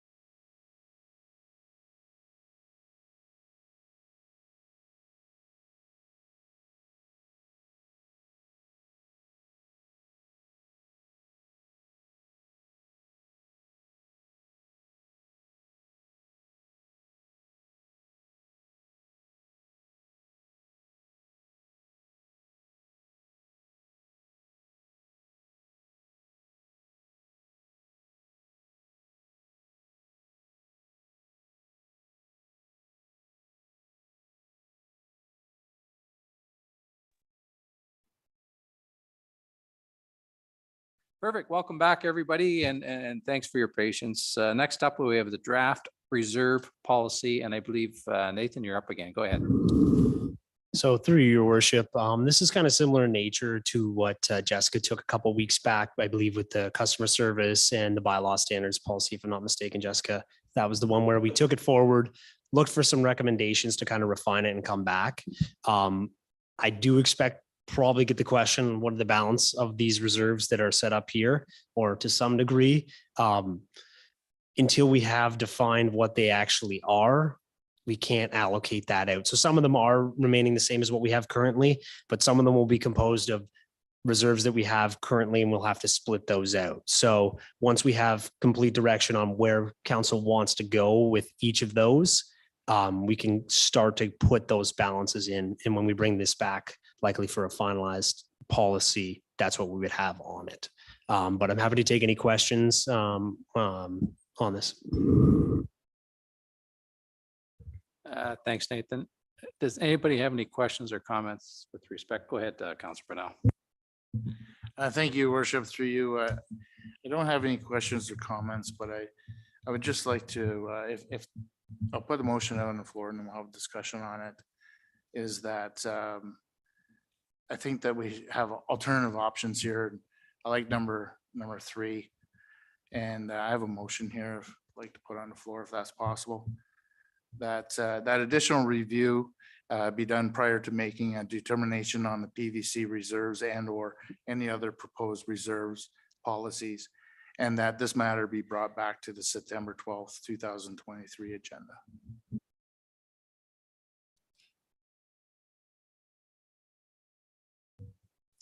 Thanks, Councilor Purnell. Madam Clerk, do you have what you need, or should we have a note and receive in there as well? Through your worship, I can add the note and receive in, if that's okay with Councilor Purnell. Do we have a seconder with respect to that motion? Councilor Hicks. Is there any further comments, questions, or reserves with respect to the motion that's on the floor, or the report, or any questions, Nathan? Go ahead, Councilor Purnell. Thank you, worship. I'll just maybe explain to council the reason why I did this is similar to the other procedure bylaws that we went through. I'd like to take the time to go through this line by line and make sure we get it right the first time. And it's been discussed that you know, we should really take more time on this one. So that's the reason why I'm just doing that. Just asking for a little bit more time so we can get it. So I have more time to look through it, and I'd feel more comfortable with it. So hopefully you guys will too. Thanks, Councilor Purnell. I don't think that's a bad idea, actually. It is a fairly extensive document, right? So, and I really don't think it's a time-sensitive matter, I don't believe. Am I correct, Nathan? Through you, your worship, not overly time sensitive, but I would like to have this in place kind of as we wrap up budget this year, or for 2024, I guess, just because, as I mentioned in the report, it would be nice to kind of have a clean slate moving forward, where we know we sit with each respective reserves. And if we are putting contributions from reserve into the 2024 budget, it would be nice to know which ones they're going into, obviously. If I could make one other comment on Councillor Purnell's request there. If we are going to see significant changes, and I don't know to what level of detail council has gone through this at this point. If there is going to be significant changes to it, I may request that we push it one more council meeting. I just don't know how much time I myself will be able to look into it too, if there is significant recommendations to adjust these. I don't know where you guys are at with it in that regard, but that would be my request, if we could push an additional one, if you are foreseeing that there'll be a bunch of adjustments. Thanks. Thanks, Nathan. Sorry, go ahead, Councillor Shank, and I'll comment afterwards. No, Nathan, I totally agree with just the one line item that just under bank interest of what you're proposing there, I think is an excellent idea. All right, that it go automatically, any of the bank interest would go into a reserve. All right, rather than using it into the general. But maybe we'll be discussing this but I just wanted to give you my feedback back on what you're planning here and what you're proposing here. I totally agree with. Thanks, Counselor Shank. Go ahead, Counselor Brunel. Thank you, worship, through you. Nathan, what would be a better date for us to have these changes to you, so then you could determine whether it be the next council meeting or one other, or do you just want to push it right now? Would you feel good with it pushing it 2 meetings? I'm just trying to think, working backwards from council to have reports ready and such. 12th, so we would publish on what, the 7th? Is that correct? Sorry, through your worship. So I would likely need it that Monday or Tuesday. If they're minor changes, day of, I'm fine with that, the Wednesday. But if you're looking significant, I would like, 3 or 4 days to kind of work through it. Potentially. So I just don't know where you're looking to go with it. That's more my concern. And I don't want to bring another kind of half finished product back to you guys. It's more my concern. Thanks, Nathan. And go ahead, Counselor Brunel. Thank you, worship. I'm fine with adjusting it to push it another meeting if you are. I just suggested the next meeting just simply due to the time frame of having this done because of what you were saying, budgetary time and stuff like that. So, but if you feel confident that by pushing it to the next meeting, not the next meeting after, then I'll adjust the motion by that too. Yeah, I mean, having gone through the document fairly extensively, I don't see a lot of wholesale changes. I'll be quite honest with you, Nathan, but I do agree with Councillor Pennell that it give us a little bit of time just to dot some i's and cross some t's. But as far as wholesale changes, I think it's a fairly thorough document.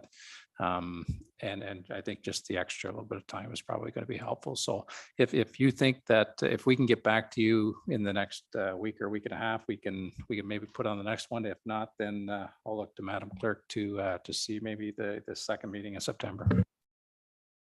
So through your worship, if we use similar timelines to what we did on the last with the other policies, I think it would be reasonable to say that if councillors have any things where you would like to see more clarity, maybe propose different wording, maybe more background information needed in the report, or other options you'd like to see covered under this policy. I think if we say September 13th gives you a week, is that enough time? Through your worship, yeah, that should be sufficient. So we say September 13th, which is the day after the next council meeting, to have all of that feedback and questions and commentary in. Then we can have that revised. That's about what we did on the last one. Great. Thank you, Madam Clerk. And so are we good with the, sorry, is there any other conversations we want to have with us? And then I'll confirm, Madam Clerk, that she has the motion the way that she's comfortable with. Seeing no other comments or questions, Madam Clerk, do you have what you need with respect to the motion? So through your worship, just based on some of the conversation around the table, the motion as drafted is the council receive for information the Financial Services Reserve Policy Report. Further, council direct that additional review be done prior to making a determination on the PUC reserve and other proposed reserve policies. And further, that the draft policy and report be brought back to the September 26th meeting with any additional council feedback incorporated. Great, sounds good. And I believe we have it mover and a seconder, if I'm not mistaken. So if there's no further comments or questions, I'll call the vote. All in favor of the motion? Opposed? Motion's carried.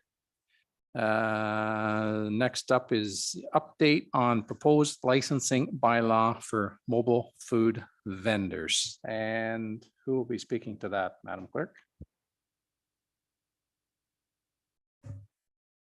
So through your worship, we had a very preliminary conversation with council on this topic earlier in the summer.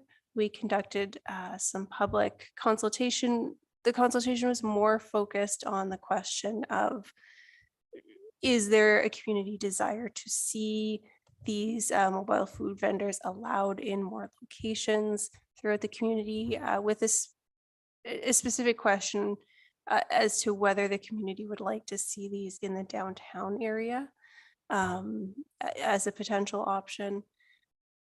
we didn't get into the proposed regulations in great detail in that community consultation, but they are sort of in draft form here with this report.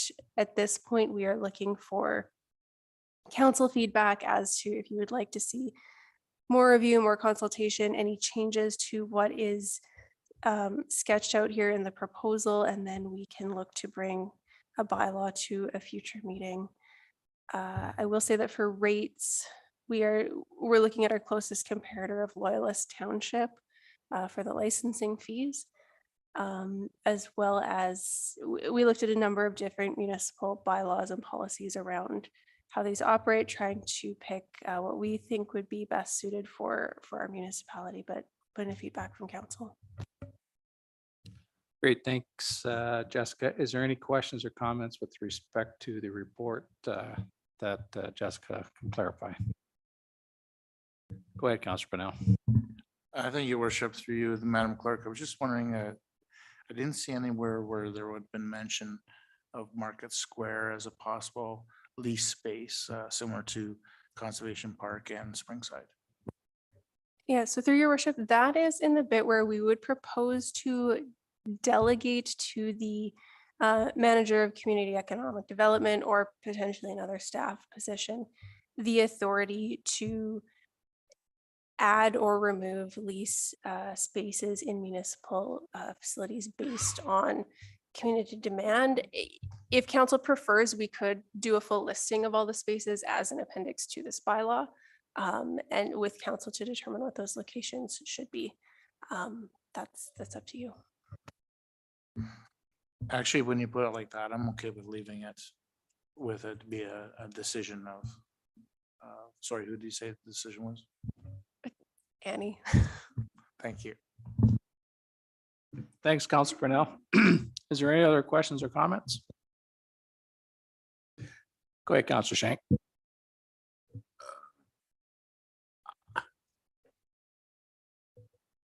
I'm still,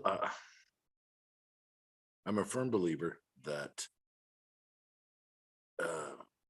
we don't want to be in direct competition that somebody's operating a restaurant. All right. So the location, if it comes back to council, okay, I'd like to have council have that final say. To put it in a very close proximity of where somebody is doing it, their sole source of livelihood, and the benefits that it's pertaining to all the employees and everybody else, they should not have the impact of a temporary food truck or a food truck that's paying $750 for the year. All right, that's with water or hydro. So anytime you can operate electric fryers, or somebody wants to put up a mobile pizza thing or whatever, truck, and operate it 10 months of the year and only pay $250 in hydro, I don't feel is fair, especially when somebody is paying what they're paying today for utilities. So I believe everybody should be in a fair area. Now, I'm not saying in a rural area or somebody where there's no real direct competition, if their food truck wants to be placed in that position, all right, not a problem. But if it's in very close proximity to a restaurant or any other place of that nature, I'm against that. I'm not against free enterprise. I'm not against anybody going ahead and doing what they're doing, but there's a place and cost associated with that. And I think that cost should be associated at a fair and equitable manner of doing that is comparison to what anybody else might be doing, not at $250 for hydro for a year. So that's the reason why, if you want to send it back and have staff look at it a little bit further, because when I went through some of the surveys that were illuminated, there were some of the areas I was going, wow, like even Market Square, and how many people said, yeah, they want it. Yeah. Well, how many of those individuals that filled that out were other businesses in that area? So I just want to make it fair and equitable for the businesses that are in the downtown core also. Because every little, they went through the rebuild and the big build that they did downtown. They went through COVID and everything else. And then, oh, by the way, we're going to go ahead and have a chip truck right beside you too. So you know what I mean? We have to be, I'm just looking at both sides of the coin. So I'm just not in favor of some of the locations. So I'd like to have the locations come back to council. I'm not saying that we don't want to have any temporary food trucks in our area, but all I'm saying is as long as the cost that they're going to have to pay have to be equitable to what other people are paying to. Go ahead, Jess, and then we'll go to Councillor Hicks. So through your worship, I do just want to note that the lease fees are set out in our fees and services charges bylaw, and it is the intent of staff to be reviewing those rates and bring that back for council to consider through the fall budget process. Those rates specifically have been highlighted as needing to be reassessed. So that is separate from this bylaw because those leases exist in the absence of this bylaw, but that is being looked at. Councillor Stipe, you good, Mike? Yep, go ahead, Councillor Hicks. Through you, your worship. Yeah, brick and mortar, commercial taxes, supplies. Conservation Park, there's one there, nobody's got an issue with it. Springside Park, there's one there, nobody's got an issue with it. You put 3 food trucks in Market Square, we're gonna have problems. We are gonna have problems. We have an excellent restaurant right here on Market Square. They're not overpriced. They're absolutely fantastic food. Yes, they're small. Yeah, you need reservations, but that they're new. Market Square, I don't think is a good spot for this sort of thing. Ball diamonds, absolutely. Roll them in. You got a ball tournament on, you can have 10 food trucks there for all I care. But to have semi-permanent people located right here at Market Square, I'm not in favor. And my next question is, I see 80% of respondents, 62% of respondents. What does that translate to in people? Was it 10 people responded to the survey and it was 8 out of 10? Or was it 200 people responded to the survey and oh, sorry. Okay, sorry. I didn't catch that. So thanks. Yep, go ahead, Councillor Pennell. Thank you, your worship. I just want to make a comment that I do believe that the term, the length that these food trucks can be in a position is 4 months of the year. And although that it's situated on private property, there is one northern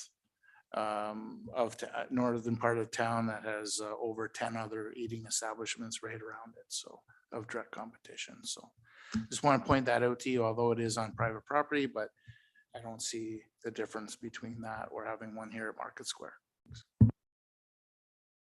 Yep, thanks, Councillor Pennell. Is there anybody else would like to comment?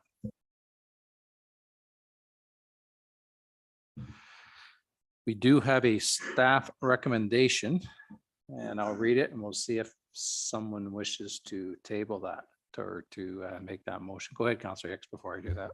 Just in response to Councillor Pennell, the food establishments, with the exception of, I think, Napanee Fish and Chips, are all franchised. They're all huge chain. They're drawing on 401 traffic. Just so that we're clear, this is not a small entrepreneurial independent business owner. This is McDonald's, Dairy Queen, Shoeless Joe's, Chuck's. I know all of the ones that you're referring to. And they all serve a similar type of food, fries and burgers. So it's just, we're talking about something different when it comes to downtown.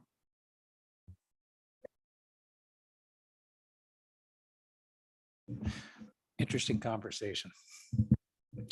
Councillor Pennell? Is there anybody else would like to comment? Go ahead, Councillor Martin. I mean, I do agree with Councillor Hicks that we need to protect business owners that are downtown. There are areas in Napanee where a chip truck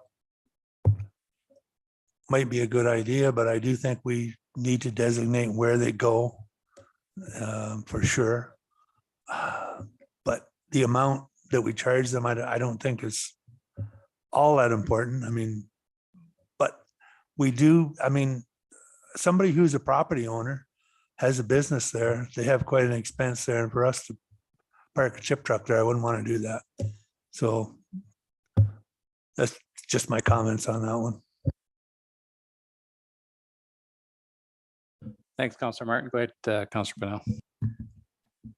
Thank you, Worship. Just to reply to Councillor Hicks. I realize that they're mostly franchises up there. But I also want to point out that the downtown also has similar type of foods as uptown. But let's think outside of the box here for a second. Nowhere on this report does it say that it's a chip truck or a hamburger truck. This is a food truck. What happens if somebody comes in? I'm not saying that we would mandate it, but what happens if somebody come in with those gourmet tacos or something like that? So we just can't say that the place that's going to come in here is going to be in direct competition. It'll be in direct competition for taking somebody's hungry stomach away and filling it, maybe. But we could look at it differently. So, and this seems to be the movement throughout other towns and stuff of having these gourmet trucks, and might be worth at least a trial. Let's maybe even put it as a short-term trial.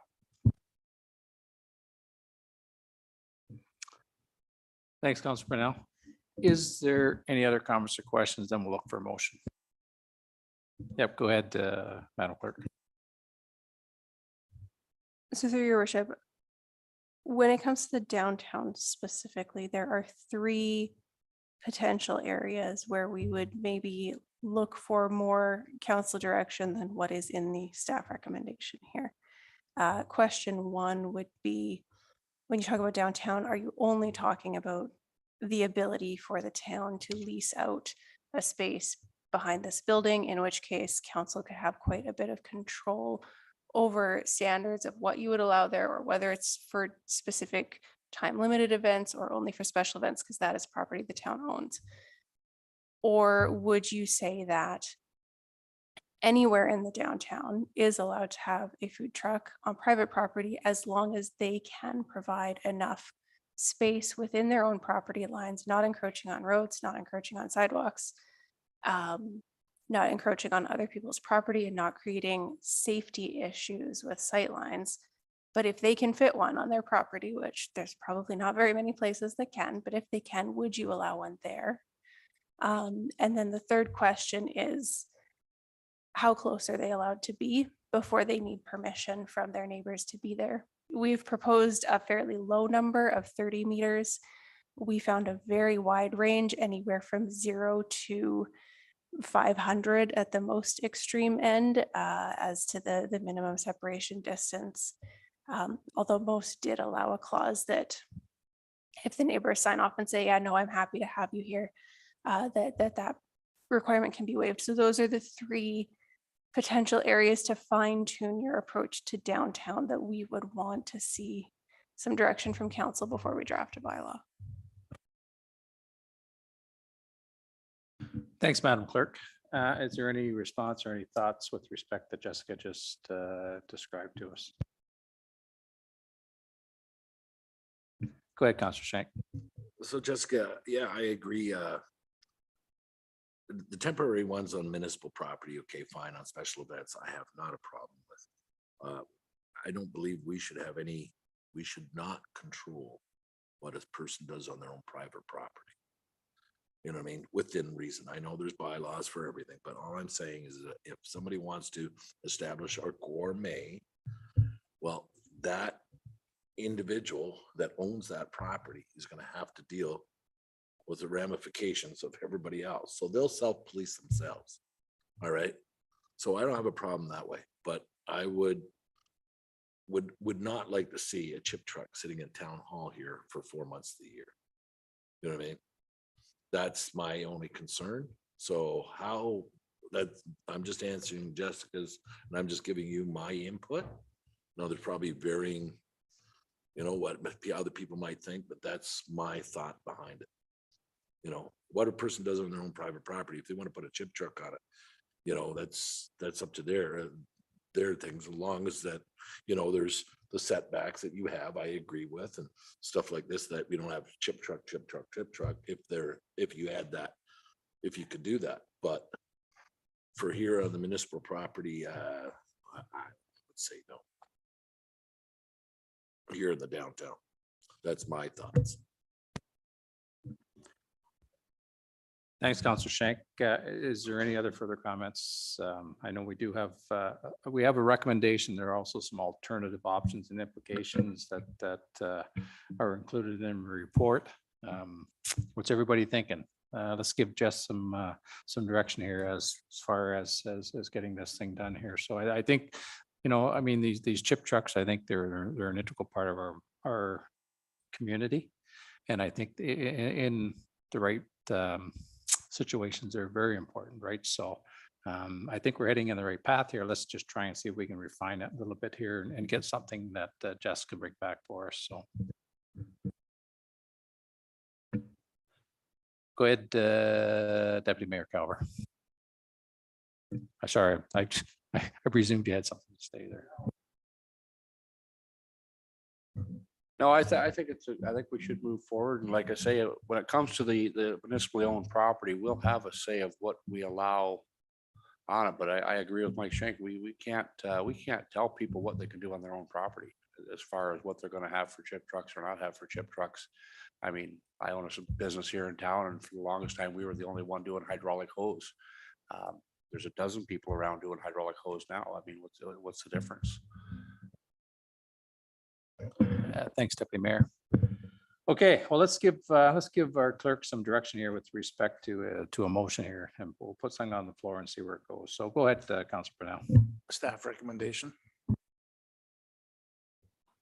Okay, and I will just repeat what the staff recommendation is, that council receive for information the update on the proposed licensing bylaw for mobile food vendors report, and further that council direct staff to bring forward a licensing bylaw for mobile food vendors based on the submitted proposal, and further that council direct staff to include complementary updates to the zoning bylaw in the next general housekeeping update to support the mobile food vendor licensing bylaw.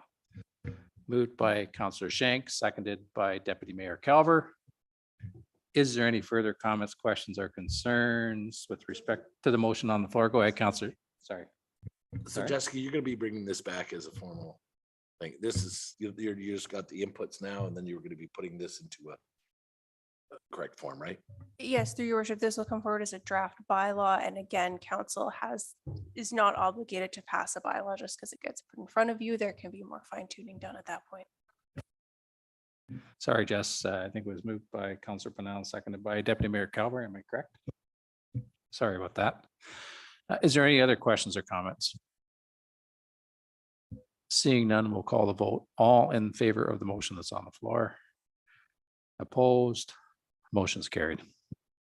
Legislative Services procedure bylaw update. And I think, Madam Clerk, that may be you again. So through your worship, I learned my lesson the last time I put 50 pages in front of you guys. There will be a draft bylaw at the next meeting based on whatever feedback we get tonight. There is no bylaw to vote on tonight, but the full text of the proposed draft bylaw is there. This can also be deferred to another further meeting if there's a desire for more time to review, as I am aware there's a lot of text on this one. Thank you, Madam Clerk. Is there any comments or questions for Jessica? Go ahead. Sorry. Seeing Councillor Hicks. Through you, your worship, I read it, the whole thing. This was the one document that I read almost twice in some cases, and I would move that we go with the staff recommendation. It was very well done. There were a couple of sections that I paid particular attention to. So I would move that council receive for information the Legislative Service Procedure Bylaw Update Report. Further, that council consider a bylaw to replace bylaw 2008-58. Being a bylaw to govern the calling, place, and proceedings of council and committees of council and conduct of its members at its next regular meeting, subject to any feedback up to and during this meeting. And if you haven't read it, anybody out there, it's well worth it. It's long, but it's thorough. Thank you, Counselor Hicks, and I'm sensing you're getting tired of listening to me. So thank you for reading that out. And seconded by Counselor Schenk. Is there any further comments, questions, or concerns? Seeing none, I will echo the comments of Counselor Hicks. This is a very good document. It's probably long needed to be updated. And I think it's a very good guide. And Madam Clerk's biggest challenge now is trying to keep the chair in line with respect to what's in the bylaws. So thank you, Madam Clerk, for doing this. And I've said enough. And if there's no further comments, questions, or concerns, all in favor of the motion? Opposed? Motion's carried. Bylaws. Bylaw number 2023-0056 being a bylaw to designate a community improvement plan area for the corporation of the town of Greater Napanee. We'll need to look for a motion to put it on the floor. Moved by Counselor Shank, seconded by Counselor Martin. If there's no substantial changes or comments, we can do 3 readings and then move on. So any questions, comments, or concerns with respect to that bylaw? Read a first, second, and finally passed. All in favor of the motion? Opposed? Motion's carried. Bylaw number 2023-0057 being an official plan amendment bylaw number 29 WPCP. Same rules of engagement. Look for a motion put on the floor. Moved by Councillor Fenney, seconded by Councillor Hicks. If there's no further comments, questions, or concerns, we'll read it a first, second, and finally passed. All in favor of the motion? Opposed? Motion's carried. And bylaw number 2023-0058 being a bylaw to amend zoning bylaw 02-2022. 02-22 WPCP. Moved by Councillor Pennell, seconded by Councillor Shank. Again, read a first, second, and finally passed. If there's no further conversations, all in favor of the motion? Opposed? Motion's carried. New business. Is there anyone that has any new business this evening? Seeing none, notice to motion. Does anybody have any notice to motions? Seeing none, statements by members, and go ahead, Deputy Mayor Calver. Yeah, just wanted to say that we had a extremely busy August here in Napanee. Started out with the Canada Day celebration at the SPC. Thank you everybody that attended. The Napanee Valley Cruisers for hosting another great car show. We also had the 190th Napanee Fair took place at the beginning of August. The Music by the River is very well attended every time they have that. We also had another very successful movie night in the park, August 16th. I was also honored to be able to welcome all the new firefighters that have come on board. That was great for me to do that. Baseball, the U20 men's team, they took the gold medal at the Canadian Championships here in Napanee. The U17 boys finished at bronze in Fredericton. The U15s placed third in the Canadians in Prince Albert. And the U13 minor boys placed second. U13 major boys placed 5th. And the U13 boys provincial champions. U9 boys, 2 teams met in the finals. The U23 ladies finished in the top 5. The U17 girls finished in the 7th place. U15 girls placed 3rd in the province and then went on to the Eastern Canadians in Montreal and they won gold. U13 girls placed 6th and the U11 girls went to their first grand championship. Absolutely amazing ball that we've got going on here in Napanee, and it kind of plays a little special part with me in some of the things we've done in the past to help them out. So I just wanted to thank everybody involved with the ball and the coaches and everything. He's doing a great job.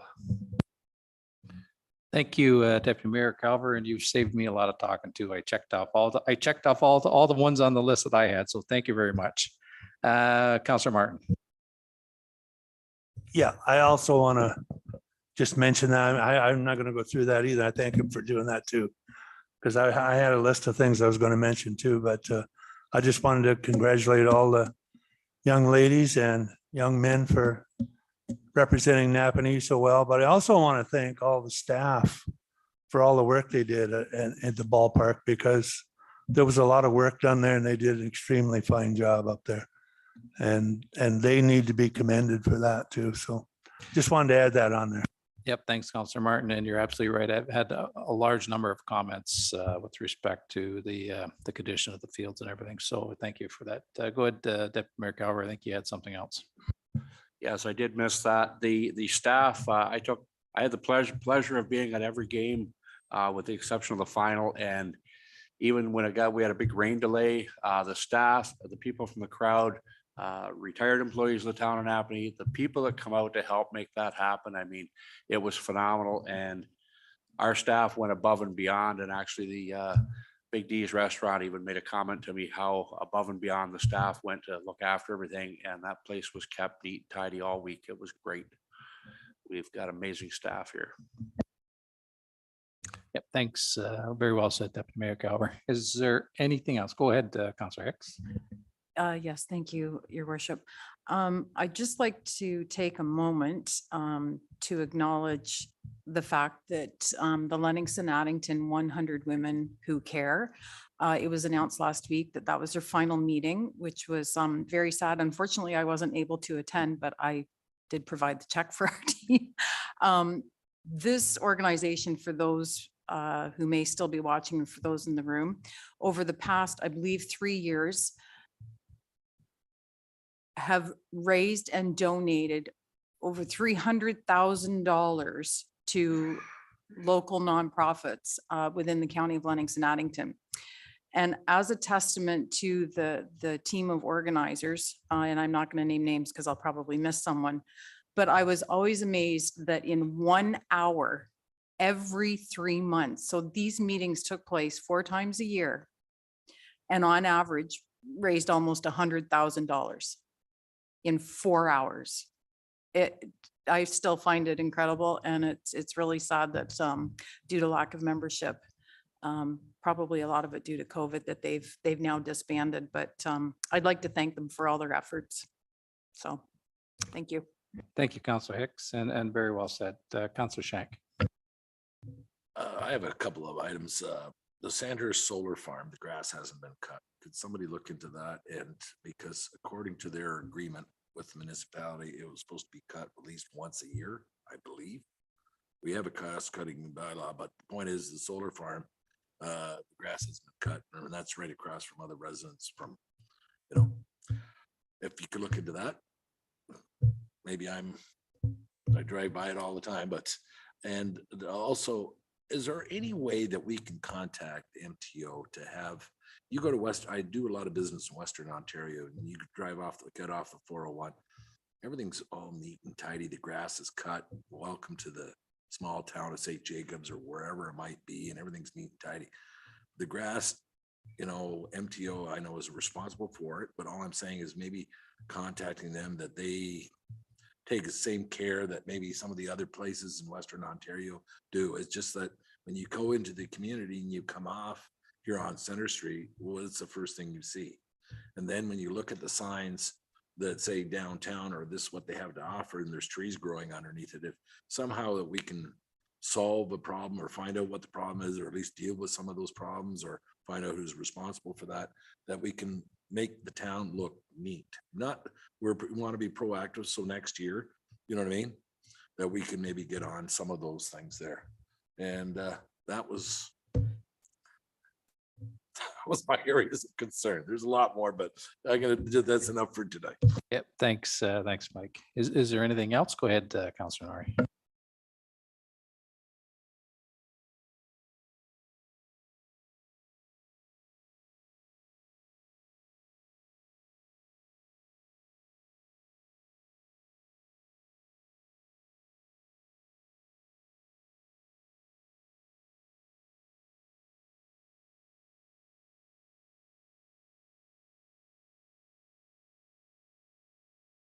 Thank you, Councillor Nori. Very well said.